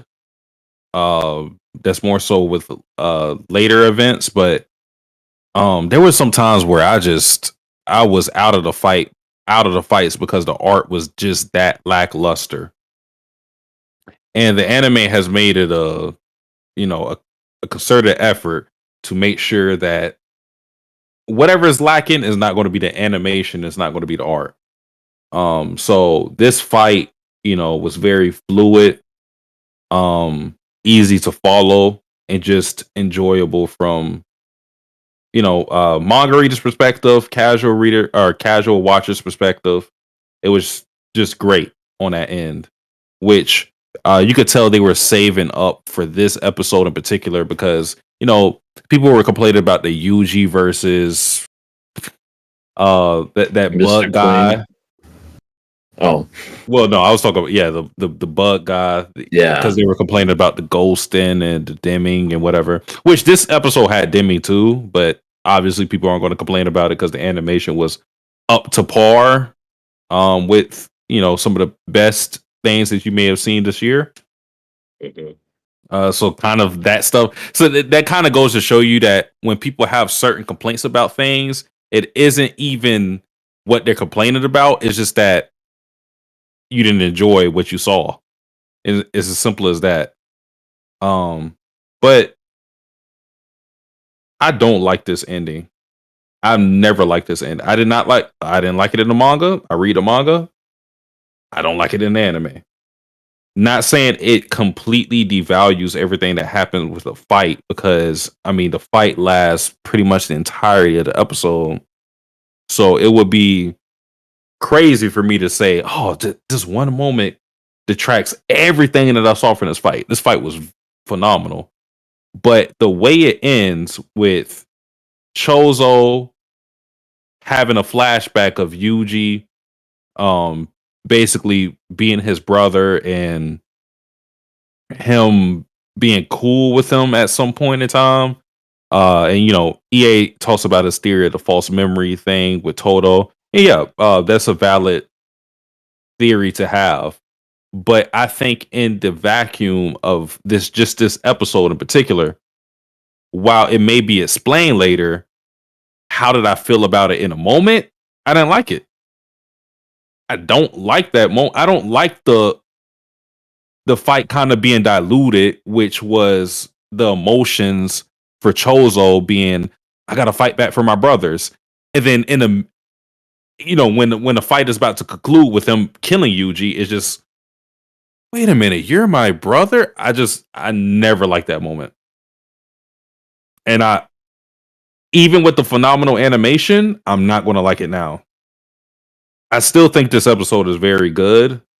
I think the fight was too good for me to just take that one moment and kind of shit on it, but I had to say just that particular moment really threw me off with that fight, because it was pretty much great from top to bottom until we got to that moment. That's I fair. think that's I definitely think that's fair, because I was confused too. I was literally like, whoa, what is happening? I thought it was it was a flashback, but then I was like, what? Why are they chilling? And then he just kind of was like, he was my brother, and then just walks away. I almost felt like maybe he was freaking out because the narrator was saying something about the fact that he put all the blood into his hand. Like there was a chance that he could go through some kind of like shock through his system. And I thought maybe that was what was happening with him, but it may have been a mixture of that and also the flashback. But yeah, definitely weird timing. And then, yeah, here come the twins to save the day. Yeah. Well, we don't know what the twins are up to. We don't know what they have planned. I say we, but not really me. I already know what they're going for, but anime only is, obviously you don't understand what the hell is going on, but I don't know. I don't know. It just, if for me, it felt like a moment where like we can't have Yuji die here, obviously. So, we had to throw this in here at the end. Mm-hmm. He's got that main character plot armor. Which, he has Sukuna with him, so if Sukuna would have came out and saved him, I wouldn't really have I really wouldn't have had an issue with it, just because that was always in the back of my mind that Sukuna could show up at any point in this fight if Yuji was truly in danger, because Sukuna wouldn't want him to die, because that would mean that he would lose his vessel. But and not saying that the total thing wasn't already established with the what you said, EA, with the false memories, but like what you said, we saw that as this big gag, and sure, it can evolve into something. So my thoughts on this are very dynamic, in that my opinion on this fight can change with further information that we get in the manga. But obviously, from the point that I'm speaking on this, we didn't get any further moments in the manga which explain this moment. So I'm a little sour on it. But yeah, they could definitely fix this up to where I feel a little different about the ending of this fight. But from what we've seen just in this episode alone, it was kind of weird for it to be this revenge story that was circumvented by false memories. It's different from Toto, because the tone of that fight is completely different from the tone of this fight. This fight is dire and serious, and it's in an arc where Gojo has been sealed. There's the true threat of death. It's completely different tone. Mm-hmm. I wonder what would have happened if... So, Satsuki, what if they did it this way? What if he had, like, flashes during the fight of that sequence he had, rather than all at once at the very end? I think it would change my opinions on it, because then... because the issue of it is, it feels that it's a little contrived, because it happened at the exact moment that he was about to die. That's not the whole issue with it, but the timing of it definitely is affected by Yuji loses straight up. He just loses, and then he's about to die, and then that happens. Yeah. So yeah, Convenience. That definitely affects it a little bit. Yeah, I definitely like that. I can definitely agree with that, because it was very jarring to me as well. But other than that, very solid. I was hoping to see maybe Sukuna to come out and actually be like, just to go OP.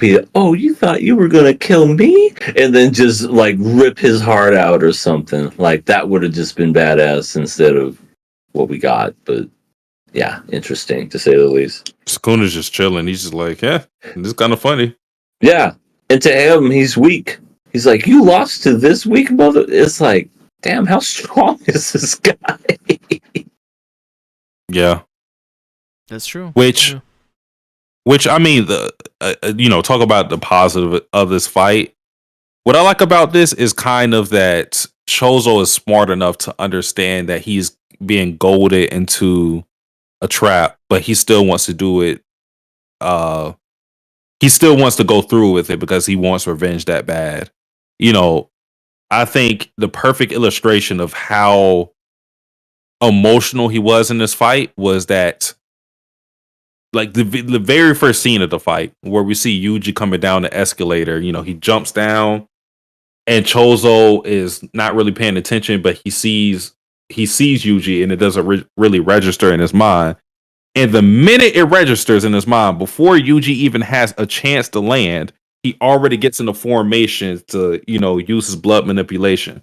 That was I think, just a brilliant depiction of the emotions within this fight, of Chozo being absolutely livid with Yuji and what happened with his brothers. And things ramped up the fight. Yuji stupidly saying, hey, your brothers were crying before they died. Like, why would you say that? I don't know. I don't know why he said that. Seriously, that's... Did they cry? I think they did. But still, even if they did, that's not something you would say to piss someone off and let them go all out right off the bat. The funny part is you could tell that Yuji wasn't trying to talk shit. He was trying to be genuine with what was the last moments of their life. But from an outsider's perspective, you don't say that to the guy who was the brother of those individuals, because regardless if it's true or not, that's going to get them in an emotional state and be more amped to kill you. Yeah. Yeah. Some things about this fight I thought were really neat too was, now that you mention it, I guess when Chozo was charging up his attack, and Yuji didn't even stand there and wait, he just ran just to like stop him from doing that move. I've always loved when anime decides to stop being an anime and they decide to be smart about fights. It's like, no, let's just have them charge up their powerful attack and just stand there and just wait. And I know Dragon Ball's notorious for it, and other animes are too. But just to see something like that and him to go, nope, you're not going to do that, and then just kind of like try to get him to stop. I don't know. I was a fan of that. Yeah, the narration was really on point. If you ever read Hunter x Hunter or watch Hunter x Hunter, you could definitely tell that Gege gets his influence from Hunter x Hunter and Bleach. And just the presentation of these fights, sometimes these fights are very smart, and narration is a heavy focus in it. And I think the reason why narration is important in this fight is because that what Dragon Ball Z, because since you mentioned it, what Dragon Ball Z kind of fucks up at with its fights is that characters kind of out loud explain what they're going to do before they do it. And it's very stupid in the context of these guys are trying to kill each other. Why would you say, well, I guess this technique didn't work. I guess I gotta go on my other Super Saiyan 2 form. Like, why would you say that? Yeah, seriously. So the narration serves to be it serves to inform you of what's going to happen next and kind of get you hype or, in a mood for whatever, while not sacrificing the character's intelligence in the fight itself. I think that's the brilliant use of narration within the fight, is that the integrity of the character's fighting smarts isn't in jeopardy because of whatever you need in the story. Because we always say, well, we need to know. No, we don't. We don't need to have the characters talking to understand what's going on. You could either just show it well, or you could have narration, which JJK likes to utilize. Yeah, because you're not going to have some side character sitting watching the fight going, he's moving at such a speed, which makes things so fast that he shoots the blood. Oh my god, it's... Yeah. And then sometimes too, this is something that Hunter x Hunter uses as well.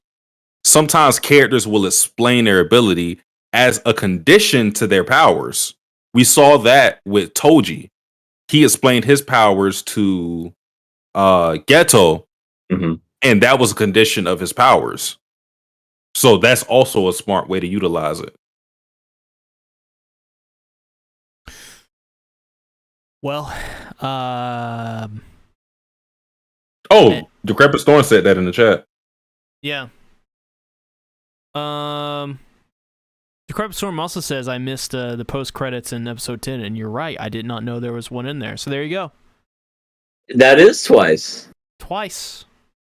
I feel like there's definitely more. if you do it one more time, we gotta just kill you. Don't you mean unalive me?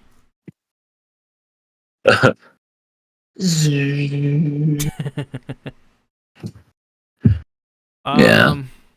Cool powers. Next episode, are we getting the continuation of this? Are we getting in Mei and what was the smallpox? Curse Spirit? I mean, there's a lot of things going on simultaneously, so this whole fight was dedicated to just two people.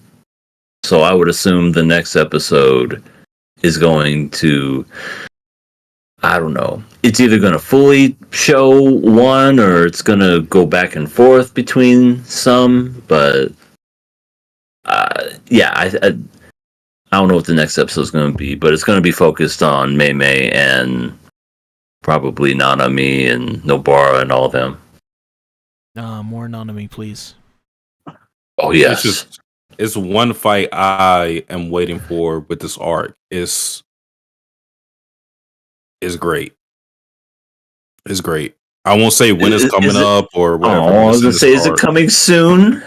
All I can say is it's in this arc. I don't want to get any expectations up. I want everybody to be surprised. As far as I know, we're getting the high schoolers. I don't know, flirting with boys next episode. Who knows? Damn. High schoolers flirting with boys. They might flirt with. They might flirt with Yuji. They'll be like, "Hey, Yuji, you need help?" Hey, Yuji. So, I'm dead. Are you like 6 foot?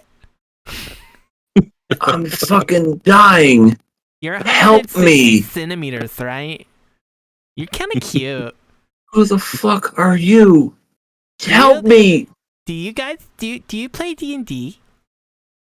I like D&D. Bitch, get me off this floor. Okay, I guess. Wait, they shouldn't be in there anyways. That's the boys' bathroom. Oops, oopsie whoopsies. Oopsie whoopsies. This isn't the place to go pee. You know, Yuji, I think you need a huggy wuggy. No, please don't hug me. I'm losing a lot of blood. Oh, Oh my god. All right, well, it's time to get into our next show of the evening. Frieren, episode 6. See, this is why I push to start cars so they don't run into that issue. Frieren. Just starts right away instead of Frieren. Frieren. Now it's on. We're on episode 7, not 6? Yeah, I don't know what episode we're on. To be remember, honest, there was the 4 premiere episodes. started with 4 episodes, and then there was an additional episode that we had to watch. Oh yeah, it was 6 because we killed her past it last week. You're right. Yeah, You're right. It is 7. You're right. Oh, damn, forgot to carry the 1.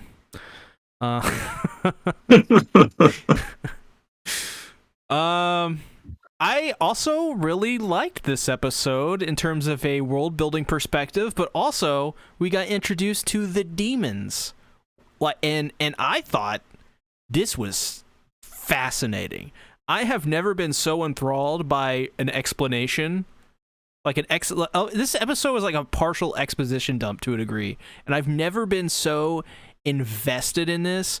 So like in this world, demons basically are like Frieren can sense demons, and they have and she knows a lot about them, whereas maybe normal people don't because their life expectancies are much shorter.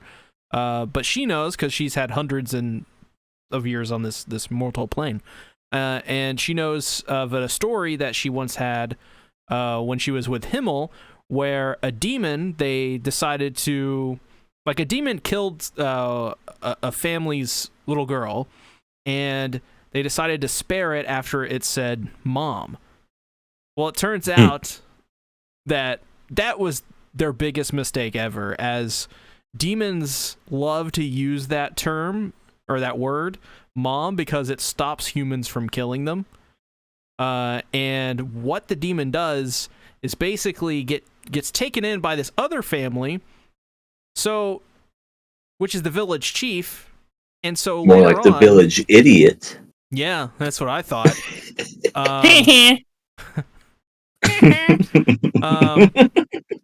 So the demon kills the village chief and is like, family I killed the daughter of that I ate. Here is your new daughter as an apology. And it's like, here's your new daughter. It's so morbid and just downright disturbing, yet at the same time it's so fascinating because I felt like this episode did a really solid job of getting us into the mindset of a demon and why they're so bad. And it's juxtaposed really well with the rest of this episode with the other demons that we're introduced to. They're very cold. They're very much like this, and they're clearly deceiving so many of these other people. Like, for example, what was his name? Graft Granite or something like that. He wants revenge against one of the demons, but when he says, "Oh, we can talk this over and work this out," he's manipulating him, and he gives into it. It really seems like these demons really have a masterful use over being able to manipulate and get situations in their favor. And I think that's due to because they are emotionalists. They are sociopaths. And they can observe these things, in such a way that I don't think humans can. And they prey upon their emotions, whereas demons don't have that, so it's not in the way for them. And I think it's really interesting. I think it's really telling as well, before even all this stuff is explained, when they capture Frieren and the demon immediately says, "You have a bloodlust within your eyes." And I'm like, and then they show her, and she's like, just, Frieren. And it's like, what are you talking about? Frieren. Frieren, the one with the bloodlust. The one that only gets excited for new books. And recipes on shave ice.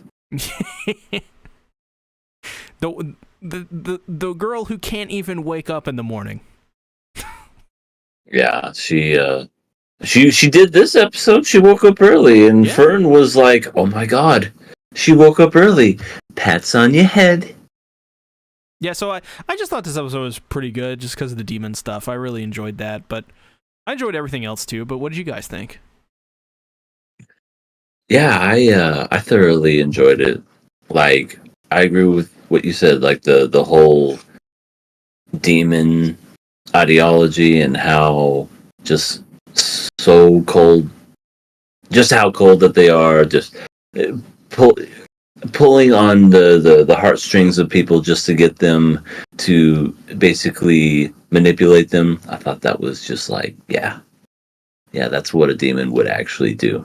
Not like if they wanted to be secret about it, of course. Like if they don't want to be secret about it, they'll come out swinging and just have the teeth and want to kill everybody. But if you want to do things in a way that's manipulative, this is the way to go about it. And it's just so calculated the way that they do it. And Frieren didn't give two shits. She was like, "I'm gonna blow this motherfucker away." and yeah, she considers the village done in already. Yeah, well, yeah, and I didn't know what was happening at first, but I just love how it just showed right away. I'm like, is she prejudiced against demons? Like, I almost felt like, because so many years had passed since then, maybe demons were different now. And now demons are kind of like, not good, but they're like citizens amongst people, and they're just the way that they are. But later in the episode, you find out, oh, no, they're still evil. they're wanting to take over that village. Is Frieren racist? That's what I was thinking. The way that it happened, I was just like, because the second she saw the demon, she's like, "Kill this motherfucker!" just right away. But the reason she did that was because of what she saw all those years ago. Was, oh, demons are heartless. They have no souls. They do stuff like this to get what they want, and the only good demon is a dead demon. From what it sounds like to her. And I don't know. Like I said, I thought they were going with the whole maybe things are different now. Maybe demons aren't as bad as they used to be, but it seems like, oh, okay, it's pretty much the same. Yeah. So in that light, I think what the focus might be in the next episode is kind of teaching Stark and Fern in particular that her experience needs to be leaned on when it comes to these type of things. Maybe there will be an episode later to where her experience isn't, it's not the thing that they can lean on in the sense that things have changed. But for what we see in this episode, her knowledge of who demons are was true, completely true. The envoys that we seen, the main one being Lugner, all these guys were pure evil. They just been biding their time to get their master, who is someone that Frieren already fought in the past, or the guillotine. They want to try to lower their defenses so that she can swoop in there and eliminate everybody. So they've been playing this long game, and they've been able to do it because humans' life expectancy isn't as high as a character like Frieren. So because there are people that are, new to the world and not knowing what demons were before, because all you can really do, as far as these characters, when it comes to their relationship with demons, all they can do is draw on their own experiences or have that instilled in them. And from what we've seen, it hasn't really been instilled in them that demons are pure evil. This is how they are. Whatever. Maybe even people like during their lifetime while they were still living, were trying to say like, because they can speak, maybe they have the capacity to change. We saw that they were using speech to deceive people. We saw it in a flashback. We saw it in present time with Grave, where I think Lugner said something about his father, and that made him hesitate. You killed my father. Yeah, and that made him hesitate to kill him. And then later they like, where did you learn that word father from? He like, I don't know what it means. all I know is that when I say it, they start trying to kill me. It's a cool word. That's just so funny how they go about it like that too, where they're literally just like, oh yeah, love, father, these words, they stop the second I say them, mommy. Yeah. Yeah, and I mean, and that's because they don't have any personal connection to those words. Like they don't have fathers, they don't have mothers that raise them. So because they're like that, those words have no meaning to them outside of, if I say this, humans might not kill me. And they kind of use it as weapons instead of their literal meaning, which I find very interesting. But yeah, I think what we're going to get with this episode is like, it's a precursor to Fern and Stark learning that Frieren is going to have to be the person that they lean on for experience, because like I said, she was completely right about the demons in this episode, but Stark and Fern were the guy, or I think it was Stark in particular. Stark was the one who was saying, but they know human speech, maybe they could. No, not from what we've seen. No, they can't change. Yeah. It is hilarious. I can't change.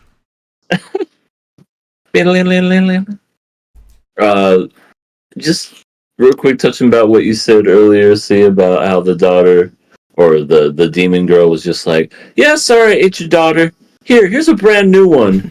Just the mindset of that alone is, to me, is just real funny, because it's like, it was a brand new one though. No injuries, smarter. Of course, the demon wouldn't understand that because they don't have family, they don't have fathers, daughters, stuff like that.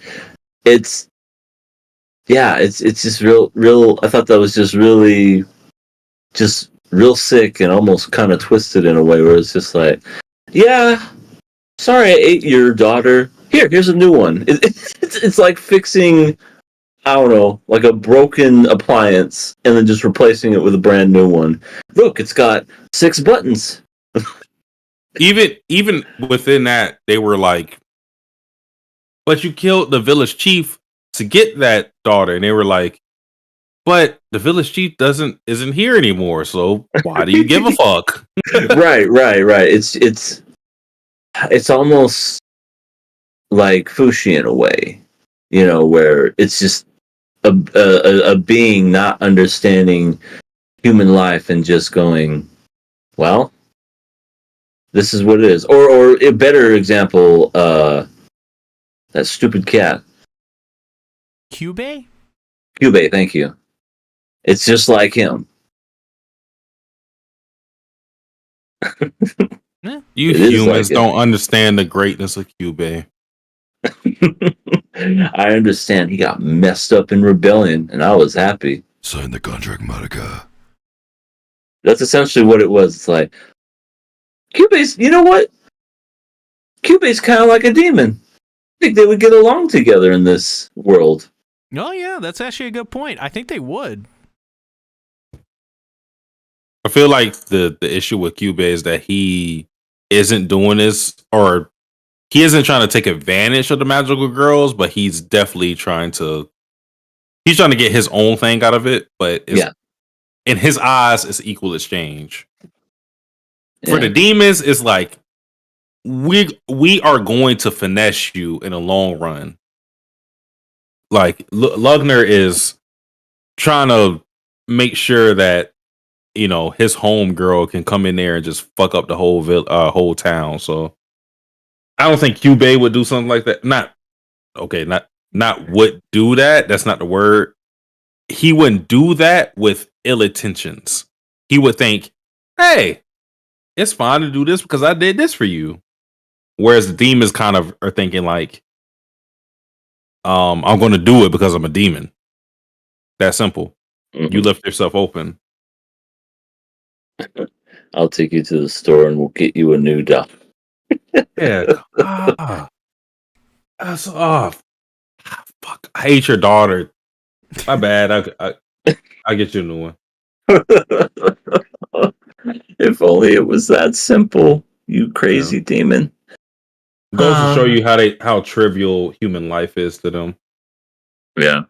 I also like the stuff with Himmel in this episode. I felt that. Oh yeah, he was really in this episode. Yeah, it really showed his mindset on things of like. Very full of himself. Well, yeah, actually, yeah, he kind of had he has a little bit of an ego, but I think he's kind of self-aware about it. And Frieren's like, for Rurouni, is like, why do you humans make these statues? And it's like, well, we don't live as long, and it reminds people of what they meant, those times, and all of that. And it's just another example of her perspective not understanding it, but not like, I don't know. Like with the demon, it's like trying to take advantage, but with Frieren, it's like she's open to not learning but listening. Mm-hmm. And what comes from that is she has that, in her database, right, that she can kind of pull from. And I think it's just, I like Himmel's character after these last couple of flashbacks quite a bit, and I hope we see more of him. And I think it's pretty clear that Satsuki was definitely right about the her being in love with him, but EA is the one that said that. I want to say that was me. Okay, but I appreciate you thinking I'm Satsuki. Mistakes are made. Big L plus ratio for me. Cringe. Not based. Boo! You stink. See that? Don't you forget about me. That was basically the episode. Don't you forget about C. Don't.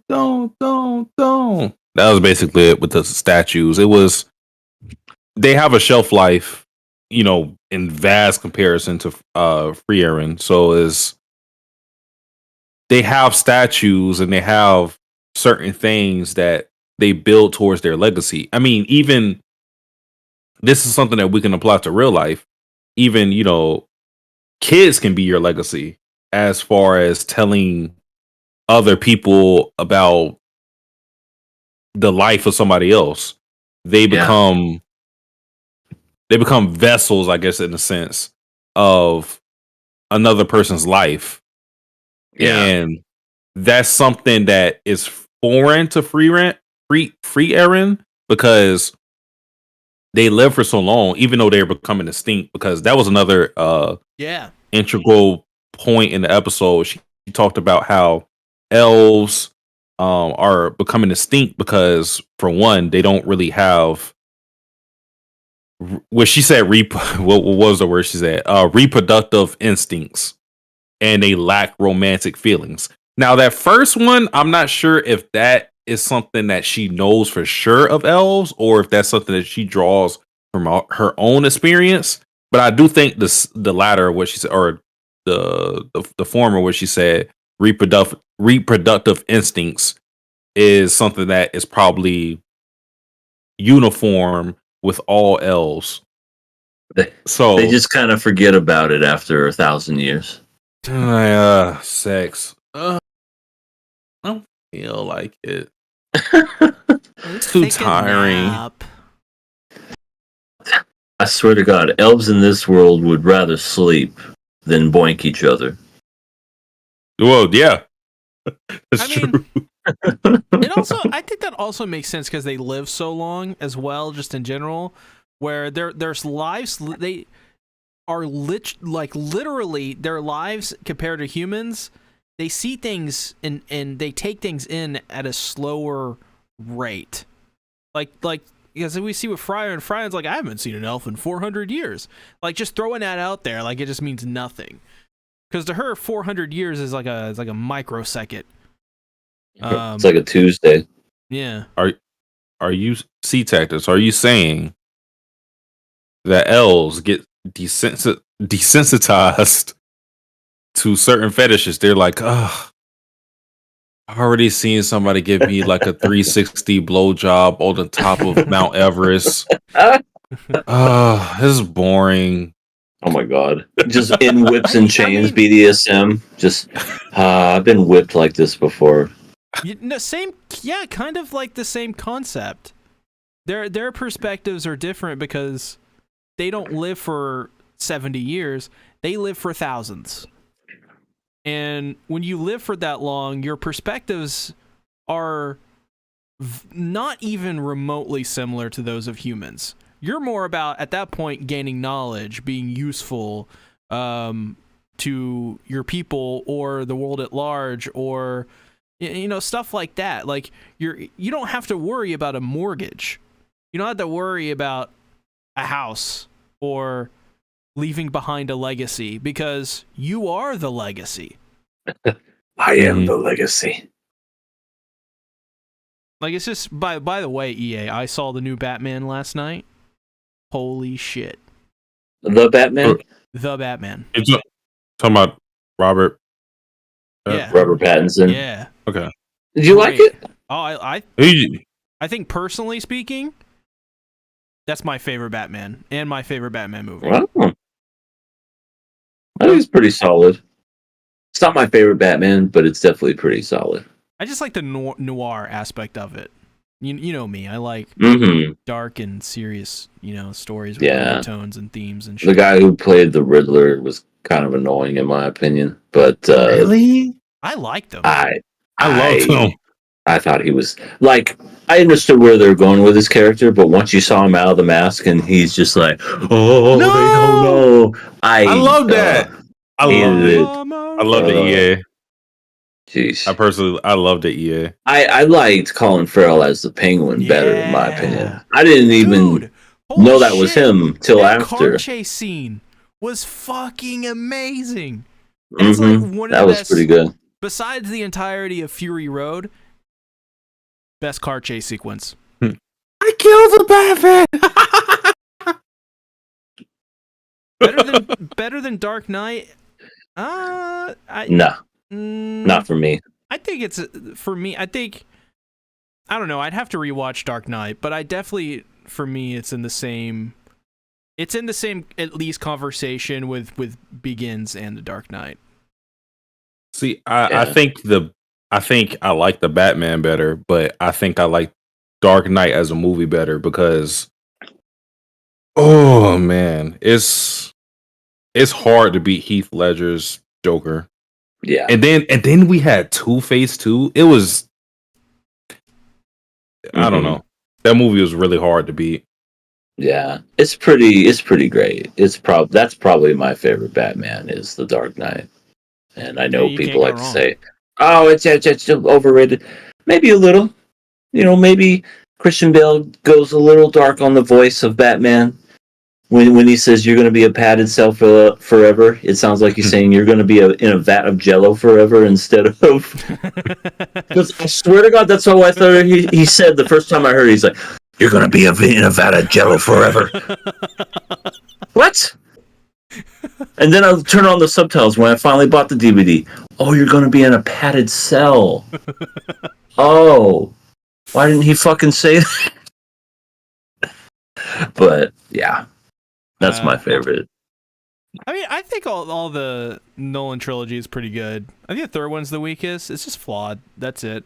The middle's very weak. I feel the beginning and ending are solid. That middle, but let's just break your back and do some push-ups. You'll climb right out of a hole, no problem. It's just I was bored of the darkness. Now it's time for you to be cucked. a lot of great memes came from Tom Hardy's voice as Bane. You were merely adopted in the cock. I was molded by it. Batman, let me tell you about my fan theory about Mikasa and Eren in Attack on Titan. Where's Rachel? Where's Rachel? I don't have throat cancer. No, Batman. Calm down. We're talking about Attack on Titan now. Rachel's dead. Rachel's Attack on Titan. Oh, yeah. I love all the Batmans. He's probably one of my favorite superheroes personally, but That was and one from hell of a DC. detour. Oh yeah, I don't even know how we. Oh, because it's because I said I am the legacy. I am the Batman. I mean, I think we discussed mostly everything. Maybe some of the Fern stuff. Wasn't there something with Fern in this? Yeah, there was Fern and Stark, where Stark wanted to be, just he wanted like a casual relationship with Fern, but Fern was still calling him Stark-sama, Mr. Stark, and he resented being treated as if like he was kind of an outsider. He's like, call me Stark. First name Tony. He just throws on the shades and then just gets into a fucking Iron Man suit. Back in Black starts baby. playing. Yeah, freaking. I'm waiting. I really want to see what happens in the next episode because freaking. Yeah. I want to see Aura. I want to see her, and I'm curious because Frieren was just like, I'm strong. What did the guy say? He's like, you stronger than me? No, I'm stronger than Aura. No, I'm like, damn. Yeah, I thought that was a good shit talking scene. Mm-hmm. I'm like, ooh. Not only is she saying that he's stronger than you, she's stronger than the person you guys worship. She said he ain't got no nipples. All right. That's 2 weeks in a row. If Fern has nipples, I may have to. No, don't do it! Stop! She's just like you. But yeah, I'm super excited. I'm curious to see what happens. That demon just totally ripped that guy's head off. Well, then he just sliced it. He just took his finger, and just like remember that game back in the day? It wasn't that old, but Fruit Ninja. It's what he did to the guy. It's what he did to his head. He's I think Aura is going to be a big titty goth MILF. Nah. What is she? I don't think she's gonna be a big titty anything. Well, maybe she'll definitely have tits, but I think she's probably going. What if she's like another dragon? Listen, no, she's not gonna be a dragon. I'm gonna tell you this: if she's hot, I will defend her. But the demons lie to you, Satsuki. Listen, she could change. Oh yeah. You'll go ahead and change her mind. Yes. How are you gonna do it? All night long. Trade secret. A modern day Kraft Lawrence. You know, I don't like to toot my own dick or horn. I was not expecting that, but yeah, she's gonna be an old lady. I'm voting for old lady just so that Sasuke can go. I take it back. I feel like what if she's a MILF? Like in like in Perfect Blue or whatever it was. Oh yeah, she was a G-MILF. I feel like there hasn't been any old demons though. You know, like even the demons that we see in the flashback, the demons we see currently, I'm assuming that they're also hundreds of years old and they haven't really aged physically. So I would assume that she's also, I don't know if she's going to be old, young. I don't know how she's going to look, obviously, but I don't imagine that she'll look old. She'll have no nipples. We can arrange other things. Her boobs are going to be concaved. Oh no. Blurst. We'll fill those in, baby. Don't worry. Have a marker. Have a mark. Gotta make them bigger. Bigger areola. Oh shit. No, this is a good show. I'm thoroughly enjoying it. I definitely wish they wouldn't have started off with 4 fucking episodes off the bat, because it was a lot to go over, but I still feel like we would have enjoyed it had we had the time to fully enjoy it instead of marathon it. So, Madhouse, if you're listening, one at a time, please. Yeah, I think I'm enjoying this more that we're watching this weekly than same the 4 episodes we watched at once. Right. Not that they weren't good. It's just that when I watched them all at once, I'm just like, okay, more. It's another episode. Okay, here we go. Yeah. Well, we only got like, what, 22 episodes left? Only? Isn't it 28? Yeah, I think they said it was 28, yeah. Also, it's a consecutive core. Madhouse. This is their comeback. I'm telling you, when they hook on to an anime, they take their time with it, and they just really good. Really good. One Punch Man Season 3, please. Please. And do it the way you did Season 1, because I would love to see how they animate this arc coming up. And if they did it the way that I would love to see them do it, it would be just so good. Well, let's go ahead. Let's switch on over to our last show of the evening. Spy Family, Season 2, Episode 6. Can we skip this episode? I like there was some good things that happened this episode. Nope, all bad. No, I'm kidding. Yuri's. This is in my notes. This is the first thing I have written. Yuri episode. Oh no. So setting expectations low. I mean, okay, it wasn't all bad. To be honest, I feel like a good majority of this episode was actually pretty decent to pretty good, because the last 5 minutes made me want to gouge my eyes out. But everything else, I feel like we got to see more of who Yuri was as a person, which was interesting. And I feel as if this is the Yuri we should see more of versus what we have gotten to know. And like, he does his job. He's very good at his job. He's thorough, and he has a heart. I feel like that's the person that we need to see more of. But like I said, we instead we get this stupid, incestuous lover of Yor, and I can't stand it. Every time. Oh, I wanted to. That was so. That was you know, The actually. fucking imprint of the hand on the forehead. It's like, just roll over in a ditch somewhere. That was an actual L plus ratio. So one. Yeah, I will agree with you this time for that reason. He is not litty like a titty. He's horrible, and he needs to go. And I know he won't. He's part of the cast. He's part of the show.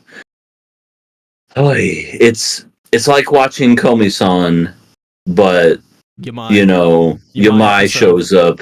Yamai episode, and you're just like, why can't it be more without her? But she's part of the show, just like he's part of the show. So it's either you get used to him, or you cry. kill the show. You'll cry. I mean, I will say this though. I think he's better than Yamai because of this episode. I think this episode. Oh yeah. Adds a layer to Yuri that I think was sorely needed and definitely headed in the right direction. Yeah, I if I was to pick between the two, yeah, Yuri. Even though he is an incestual bastard. Incestual demon. Well, it's written right here under Yuri. Yours incestuous, nasty ass brother. At least, at the very least, it's for Your Ma does this for Komi. Yeah, and Komi is a mute.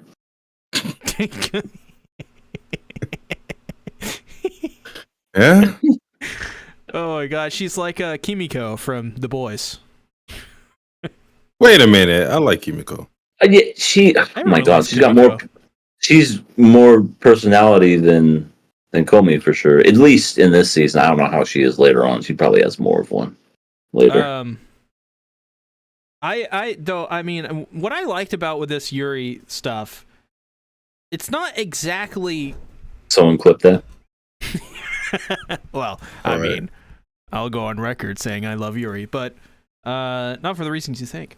But at one point, he says that he would never get in the way of happiness for his family, like Franklin Perth did. Because Franklin Perth, he's kind of like.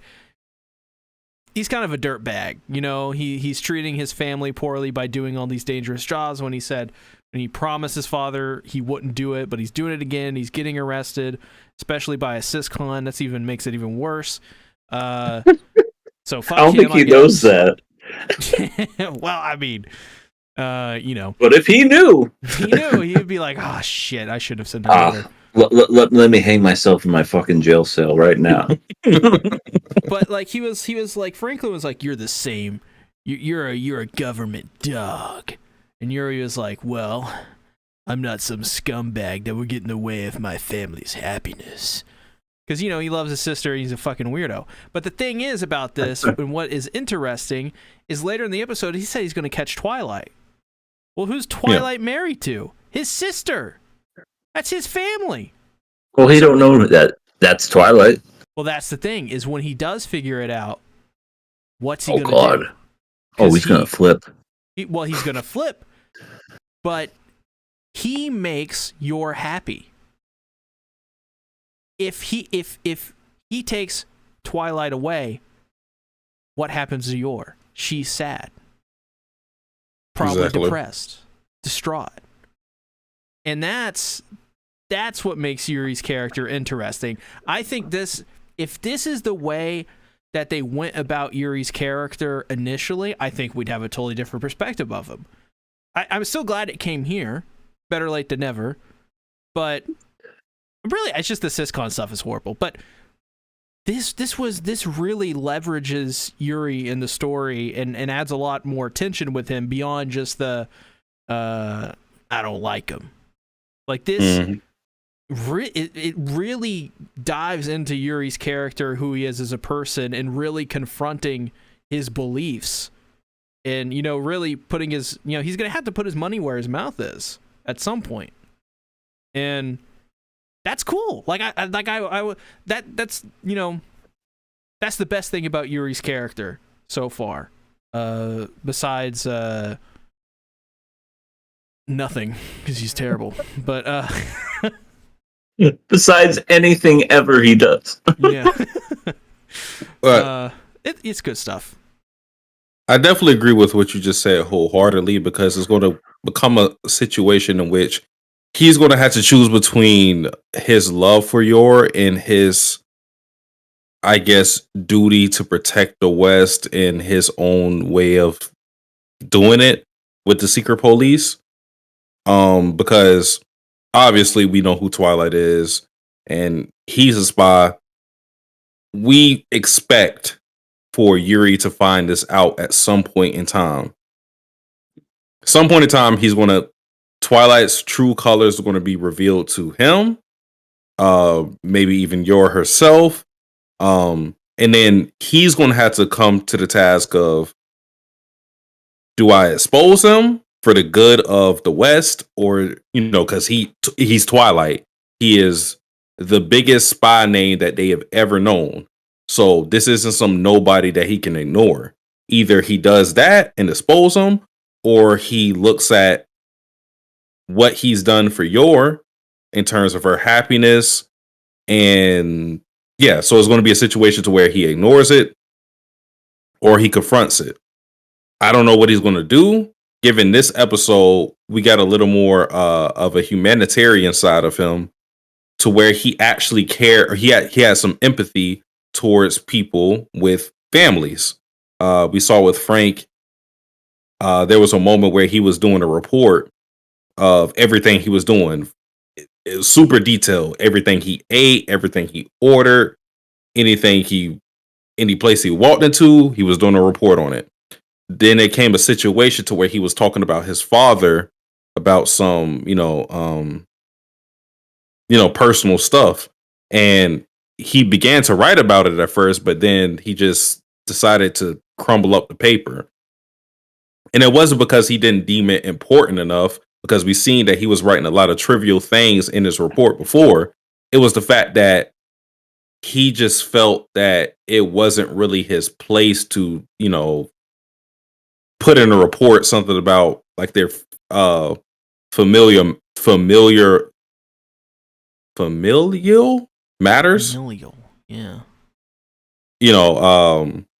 So he just decided to not put that in a report. And then, after he arrests the guy, he says that he's going to take care of his father. Obviously, because that was something sitting on his brain that he actually cared about. He cared about the plight of this guy being taken away and not being able to provide for his father now. So this is probably the best episode for Yuri. It's probably the best episode that he's going to get. Yeah, I probably, but yeah, I thought it showed more of a interesting personality for Yuri. And like I said before, I feel like we should have had this from the beginning, but it is what it is at this point. But the Decrepit Storm says Yuri called Anya a stupid leash girl. What? I mean, why is she a leash girl? She's a girl. Why is she a leash girl? I don't even know what that means. Me neither. That's why I was like, does he think that she's a pet? Like a dog or something? But it's like, what if Yuri finds out Yor's an assassin? That's a good question too, actually. What if Yuri finds out that Yor just kills people? Yeah, Yuri's fucked. He has to turn a blind eye to all this. I feel like that he can excuse, but not the Twilight thing. You think so? Because Twilight has he doesn't like Twilight. And it's hard to say whether he would lean in the direction of, I gotta make Yuri happy, or whether I gotta protect their country. It's hard to say where he would lean in that instance. We see with the Syscon stuff that he would more so lean towards making his sister happy, but his sister's happiness with Twilight kind of conflicts with himself in that he doesn't want Twilight to be the one specifically to make her happy. So it's very complex as to whether or what direction he's going to lean on when it comes to from what we expect. Well, Twilight gets revealed, whether he is going to expose this or not. We don't know. Well, I think as well, you have to ask, your opinion in all this, and I think if Yuri knew that, or if Yor knew that Yuri was taking him away from her, do you for like whatever, probably, like being a spy or whatever, what would Yor's reaction to be to that? Would she fight against that? Because she could leverage that and say, Yuri, you take him in, I'm an assassin. And you're the brother of said assassin. That's true. Yeah, that'd be an interesting twist. Does Yor have the wherewithal to pull that off? I don't know. Depends on what kind of burnt soup she has that day. I'm going to say she has the power to kill you, whether intentional or accidental.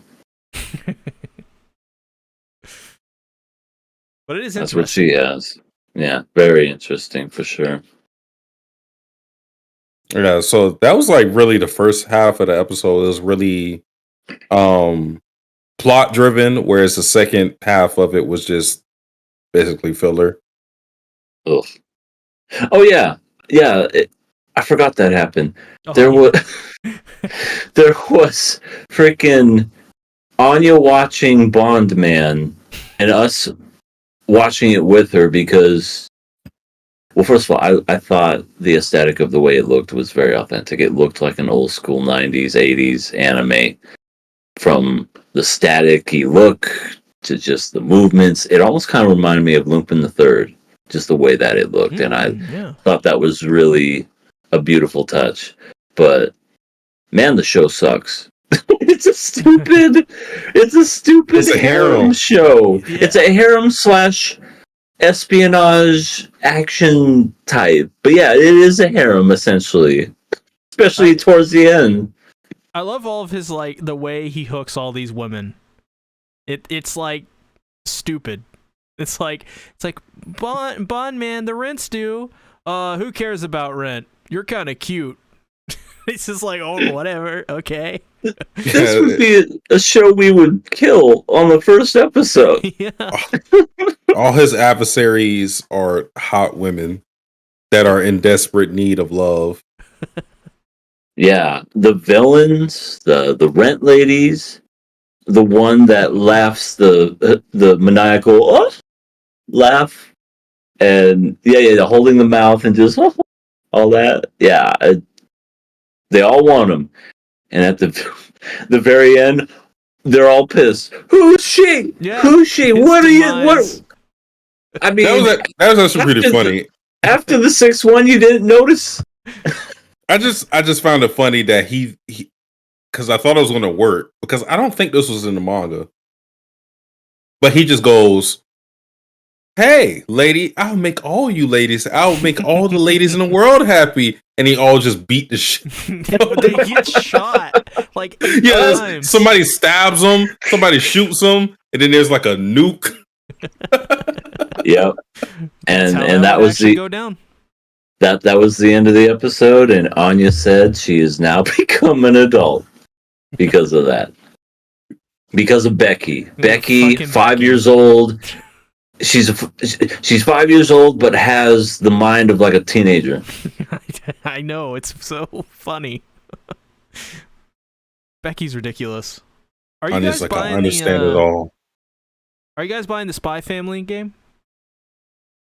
No, the one with Anya? Yeah. I probably not. I mean, I don't know what the game entails. I know you play as her. It's like a bunch of fun little mini games. Yeah. If anything, I would wait until it gets cheaper because I think it's going to be $40 new. which is actually not that bad. Not that bad. But it tells me how short it is. If it's $40, probably but 2 or 3 hours. Yeah, and like I said, I'll wait till it's on sale. I'll check it out just because. I don't know. You know what? If you're gonna get it, I'll wait to hear what you have to say about it. I mean, sounds good. And will we maybe possibly see a stream on someone's channel if they get it? Possibly. Ooh, nice. Trayvon says, is anyone watching that 100 Girlfriend anime? It's pretty good. Someone in my server, No. Neon Victor, said he's watching it, and he really likes it, so. I haven't watched one episode. I mean, I might brave the storm just to check it out, just to report back to you guys and let you know what it is, but no, I haven't. I don't. It doesn't sound interesting to me. Yeah, I have no desire to watch that. Also, what did you guys think about the after credits stuff, where like Anya goes to the pool and Lloyd overthinking everything and someone peeing in the pool? Yeah, I think those are just like extra chapters that they just included with Spy Family because there was no real way to adapt that into a full length episode, so they just threw it in at the end. Yeah, I noticed these last 2 episodes have, to me, felt like filler, just random episodes of very character central on specific characters. And I know Spy Family has done that in the past, but I feel like right out the gate we've just been getting a lot of that, and I'm almost to the point where I'm like, where's the main plot? I'm tired of these filler episodes. Where's your shot in the ass? That was just an overly funny episode. Like, that whole episode was great. I loved the first episode.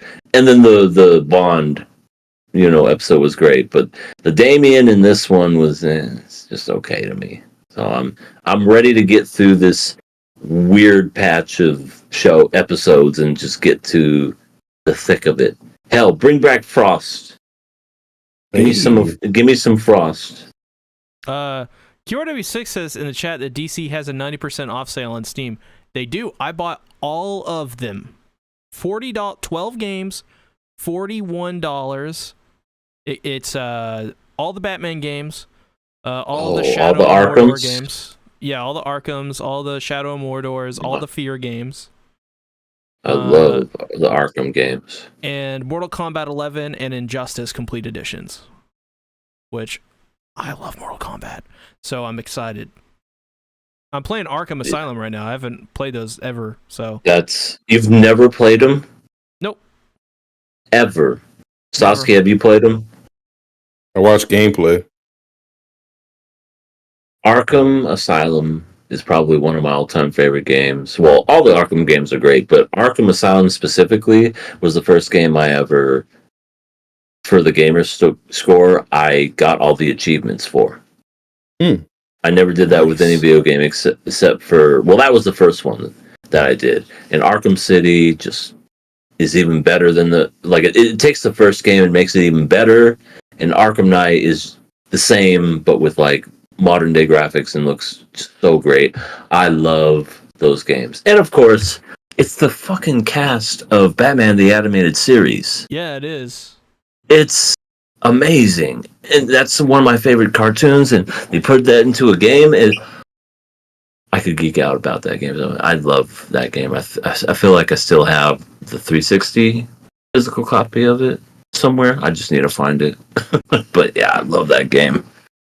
Yeah, playing it 4K, 120 FPS. Downloaded a bunch of HD mods for it. Looks really good. Plays really good. I think I'm I think I'm up to the Poison Ivy part. She just got released from her cell. Yep, I know what part you're on. I put Harley in her timeout corner. Yeah. Oh, love those Arkham games. God, I need to replay those games. The combat system is so good. Like, I feel like people just copied the Batman Arkham style because it's a mixture of like Assassin's Creed and just its own thing. and just the blocking and everything about it is just great. The fighting system, the stealth, Sadly, amazing. The company that made all those games are probably going to get Rocksteady. shut down next year. Yeah, they're doing that Suicide Squad game, and they delayed it an entire year just to make live service content. So they're donezo, and it shouldn't be that was a huge way. mistake. It shouldn't. And I was looking forward to that game too, especially because it was Rocksteady. I'm like, they make some of the greatest games, and now they're going to make this game, and they it's over. shot themselves in the foot. Ugh. Yep, one bad game, it's over. Live service is a trap. Don't do it. It's a trap. Anyways, any final thoughts on Spy Family? Oh wait, hold on. Are you forgetting, sir? We have a Killer Pass week Oh, for Spy Family. So we got to decide, y'all. This shit's bound to get real. We could easily slip the fuck up and say kill, or we could say pass. I did it. It was an accident last week, I swear. We had Yuri this episode. Yuri is definitely a kill-worthy person. But does that make Spy Family kill-worthy? These are the questions we must ask ourselves. What are we thinking? Well, like I said, I've been kind of... Like, the first episode was great, but everything else just seemed... It's very fillerish and just very kind of like... I don't know. I feel like we need some more of the good stuff. I want the good stuff. Bring on the good stuff. And then we get a Yuri-filled episode, and I'm like, oh, thanks. Thank you so much for this wonderful episode. But it gave me a new perspective on Yuri that I never had before, which I was very taken aback by. So I was like, okay. I wish you would have done this from the beginning, but at least you're trying. Then they snapped me back to reality at the end with Nissan. Just disgusting. But I hope Borf goes ahead and rips his nuts off one of these days, so... That's true. I would love nothing more than Borf to just go, Bow! And then just go for the ghoulies. I gotta give it... It's love, though. So, I'm passing it. Saucy, what are we thinking? I'm passing the show. No theatrics. I do feel the plight of other people watching the show with demanding that the plot be a focus. It was something that existed within the manga too. People just wanting there to be less fillerish slice of life moments and more focus on the actual plot. Because there's a lot of different avenues they could go with. They could go with the romance that may exist between Yor and Twilight. They can go with just specifically Yor's assassination missions in particular, which they don't really focus on. Right. They showed the first episode getting shot in the ass. That was it. Yeah. So, I mean, they have a lot of things related to the plot that they can focus on that they choose not to. And then it's fine to have character-centric episodes, but I think you have to give hope to the fan base by, showing a little bit of the plot so that we just aren't sitting here thinking, is this all the show is? Is it just, basic slice of life with, spy stuff sprinkled in it?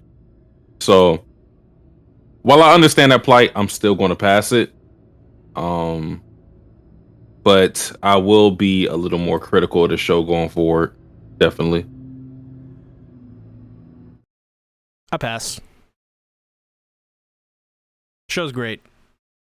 Yuri sucked, but I like this show. I'm very invested in this show.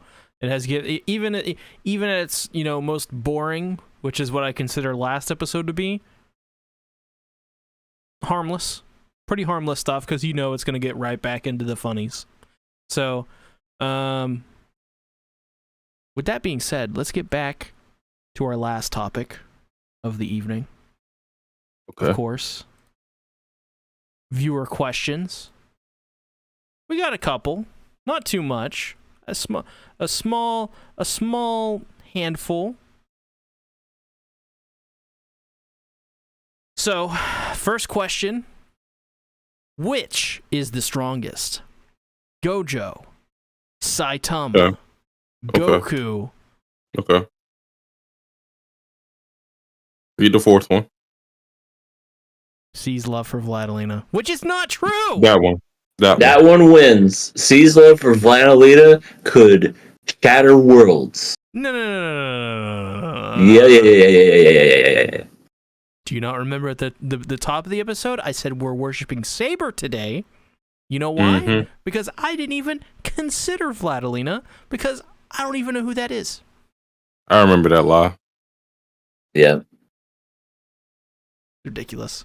I'm gonna Is that red velvet cake? Yep. That looks so good. Oh It man, was good. I can't look. I'm hungry. Well, don't worry, C. Just use your love for Vladilena. You'll be able to change time. Next Whoa. question. It's summer break. You get to go to the beach with 3 of your anime girls. Who is going with you to make this trip unforgettable? Whatever the hell that means. Why does it have to be girls? Yeah, why can't it be like aliens? Well, no, I was referring to, like, there's some cool dudes that you could take to the beach, and you could probably make it unforgettable with them. That's a Just good saying. point. Yeah, Not everything has to be sexual. You can nibble on Wait. their ears. Now, they didn't say it was sexual. I mean, I'm a 36-year-old man. I don't want to bring anime girls to the beach with me.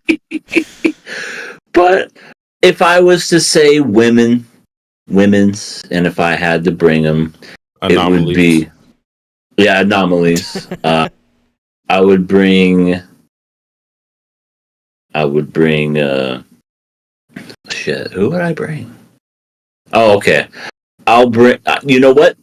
I got the answer already. And it's going to just solve it because it's 3 anime girls. I'll bring the cast of Konosuba. That would be one hell of a beach That'd be unforgettable. party. It would be unforgettable for sure. And it would be fun.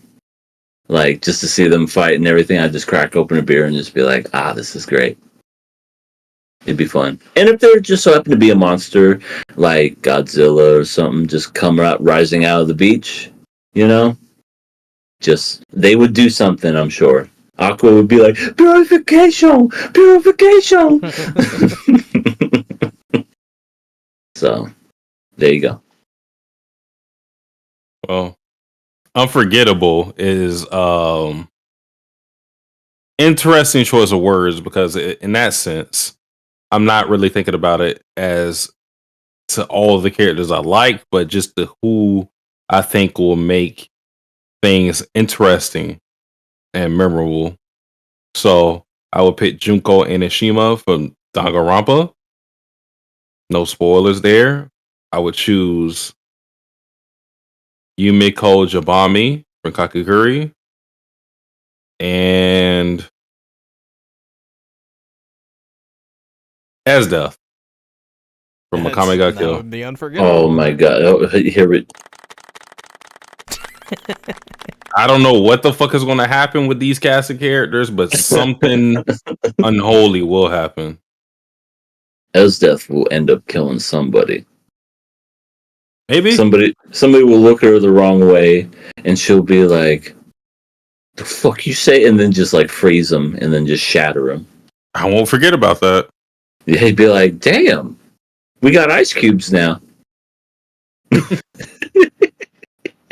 Just take the person's fingers and put them in your drink.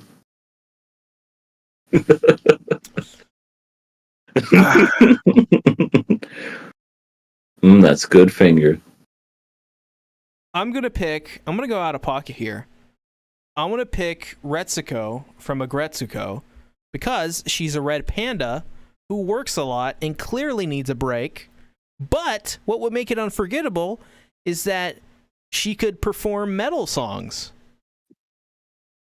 So it'd be like, like she would like, doing the music, right? It'd be great. It'd be an event. I didn't have Saber because Saber is great. And also needing of a vacation, clearly. And it would be unforgettable because, it's King Arthur. So it works out, I think, really well.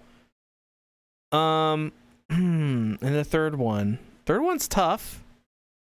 I'm gonna say Himeno from Chainsaw Man.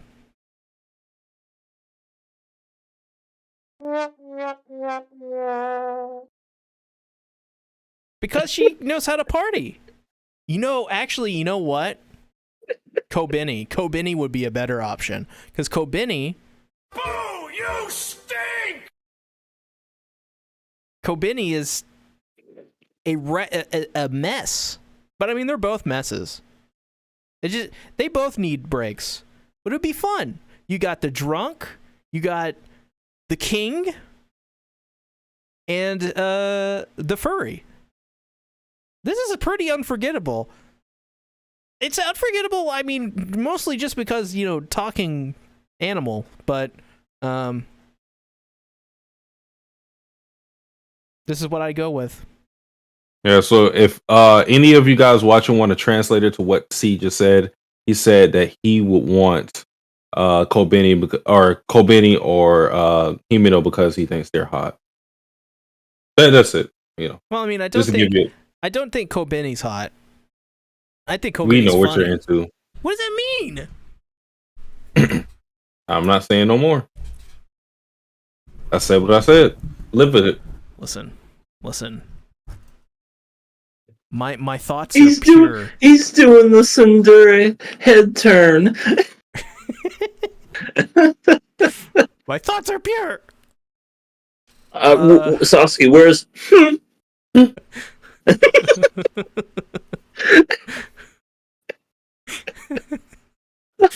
Oh my god. Next question. Last question. Which character did you love in the beginning of the story but ended up hating at the end? That's an interesting question. That is a good question. Let me think. Definitely felt like I felt that somewhere before. Right off the top of my head. Okay. I love me some Snafu, but they completely butchered this fucking character. And it is, well, there's two actually, but I'll just pick her just because I pick one. Hiratsuka Sensei. She was, I mean, she wasn't like a main character, but she was a very important character. And I feel like that was the whole reason Hachiman kind of got to where he was as seasons went on. They essentially turned Hiratsuka Sensei from being like a mentor teacher, like an actual teacher would be, to being almost like a lonesome, thirsty, single woman wanting a teenager. Yeah. And I mean, that's exactly what they turned her into. The first couple seasons, it was kind of implied, but it was not anything that you would take seriously. It wasn't like, oh, she's actually going to... Of course she wouldn't do that. Hachiman gave her compliments, and she was flattered by them. That's all it was. It was a joke. It was a joke. Oh, I remember my youth. Kind of old woman yelling at clouds. But then they... But then they turn her into take me. Oh, look, I accidentally tripped and fell on top of you. And I felt like there was a couple other things, but they ruined her character at the end. And I love how they tried to, the last episode, make it to where, oh, thanks for everything, Hiroshika Sensei. No, you ruined it. You ruined her. Too late. You shouldn't have put that stuff in there and make her this thirsty woman. No reason for it. So that's my answer. Ooh. Now, I'm not saying that this character is a representative for this topic in particular, like to the truest. It's just the character that I thought of in a moment. So there could be a better character for this topic for me, but I'll just say the character that I loved in the beginning of the story, but I ended up hating at the end. It comes from quintessential quintuplets, Ichika Nakano. Oh, that's a good one. That is a good one. I really did like her in the beginning. I truly did. And it's not to say that a lot of the good qualities of her characters were lost in the beginning. It's that she did something so egregious.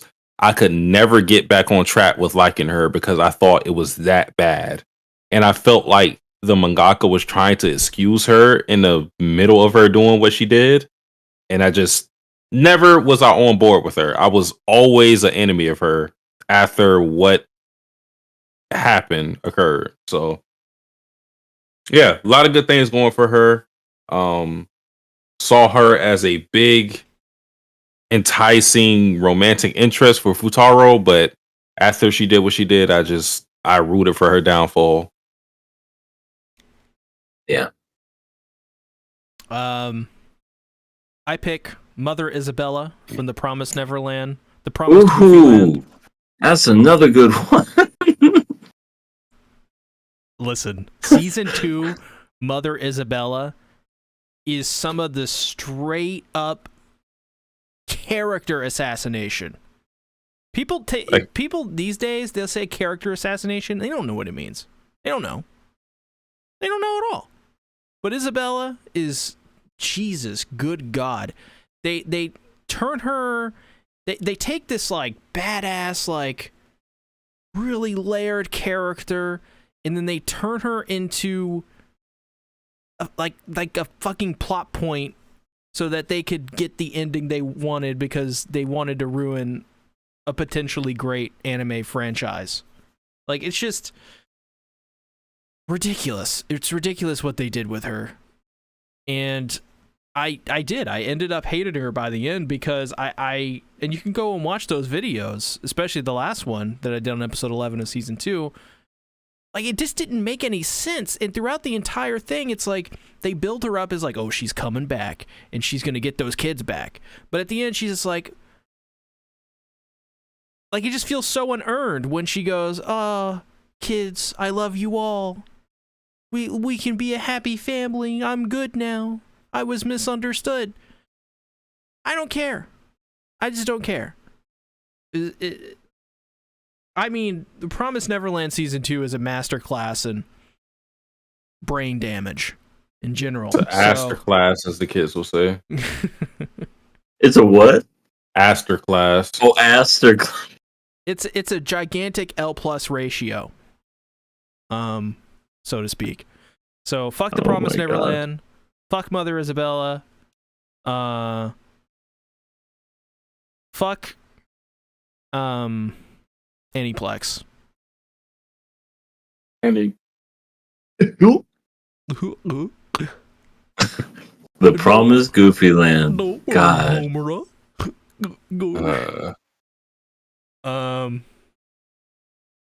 But yeah, with that being said, EA, where can they find you? Well, you can find me over at my channel, Everything Animated. I'm at 543 subscribers. Still a good ways away from 1,000, but hey, nobody's perfect, right? Subscribe to me there.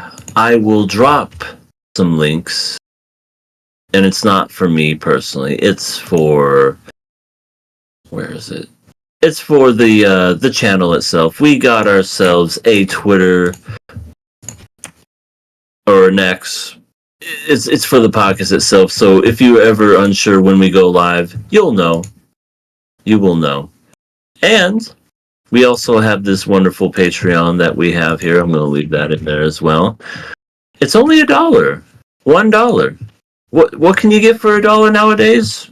Not much of any fucking thing. But if you could, I guarantee you wouldn't get nearly the quality of entertainment that you do with us here at King of Anime. So, $1. We did a couple of things. Me and Sasuke have a drunken podcast, and we have an anime-related thing where we talk about Rebellion, Madoka Magica. I forgot to mention this. This is why I was thinking about the casino this weekend. I saw somebody that had a button on her lanyard that was Madoka Magica. Wow. I know, and I went, Madoka Magica! And she's like, because I knew. And she deals with old people all day. And when I mentioned it, it made her happy. So, also, yeah. You're not old? I mean, if I am, I don't ever want to be old. If I'm old now, I'm never going to act my age. What's funny is that after she said that, she immediately had to attend to one of the old people that were saying, "My leg! My leg!" Probably. Or better yet, it was like, where's my money? You gambled it. Where the fuck do you think it went? So yeah, subscribe there, subscribe to my channel, subscribe to the Twitter, and also the Patreon. It's only $1. $1. Join now. Satsuki, where can they find you?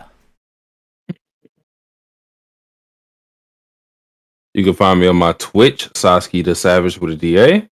So take it the THE out of it and put a DA in between, and then you can find my Twitch, as well as my main channel, Sasuke the Savage. Since we were talking about the Promised Neverland earlier, I'ma just drop a video for y'all just in case you may want some more Isabella content. I feel like that's one of my best videos regarding the Promised Neverland. I made maybe 3 videos on a big overall topic on it. So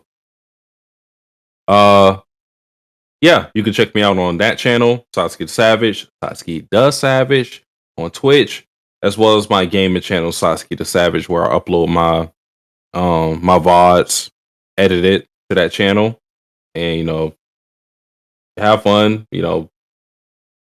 make it more concise, make it so like newer viewers that never watched me before can have a different experience for the people that are in the chat, whatever it may be. So those are my channels you can check out. So follow me, subscribe, whatever. Well, as for me, Tuesday, no Chainsaw Man, so I'm taking a break that day.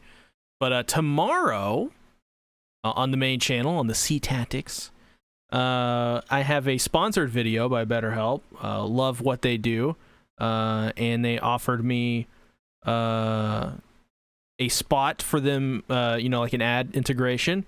So definitely check that out tomorrow. It is if you're familiar with AOT's ending, check it out because it's a re-review of the final chapter with my honest impressions on it. And I'm not gonna lie, I actually changed my thoughts on some things. So I think it's very interesting, and definitely if you've already read it, do check it out. It'll come out tomorrow morning, 9 a.m. It's about over 20 minutes long, so it's a big chonker, as they say. Other than that, JJK on the main channel when a new episode comes out. I'm working on tons of stuff. Next week is when the Mother Load drops. You definitely want to subscribe, because next week, oh my god, a video every day, pretty much. So get ready for that. Other than that, thanks everybody for coming out. I appreciate it. Have a good night, y'all. Bye-bye. Jenny?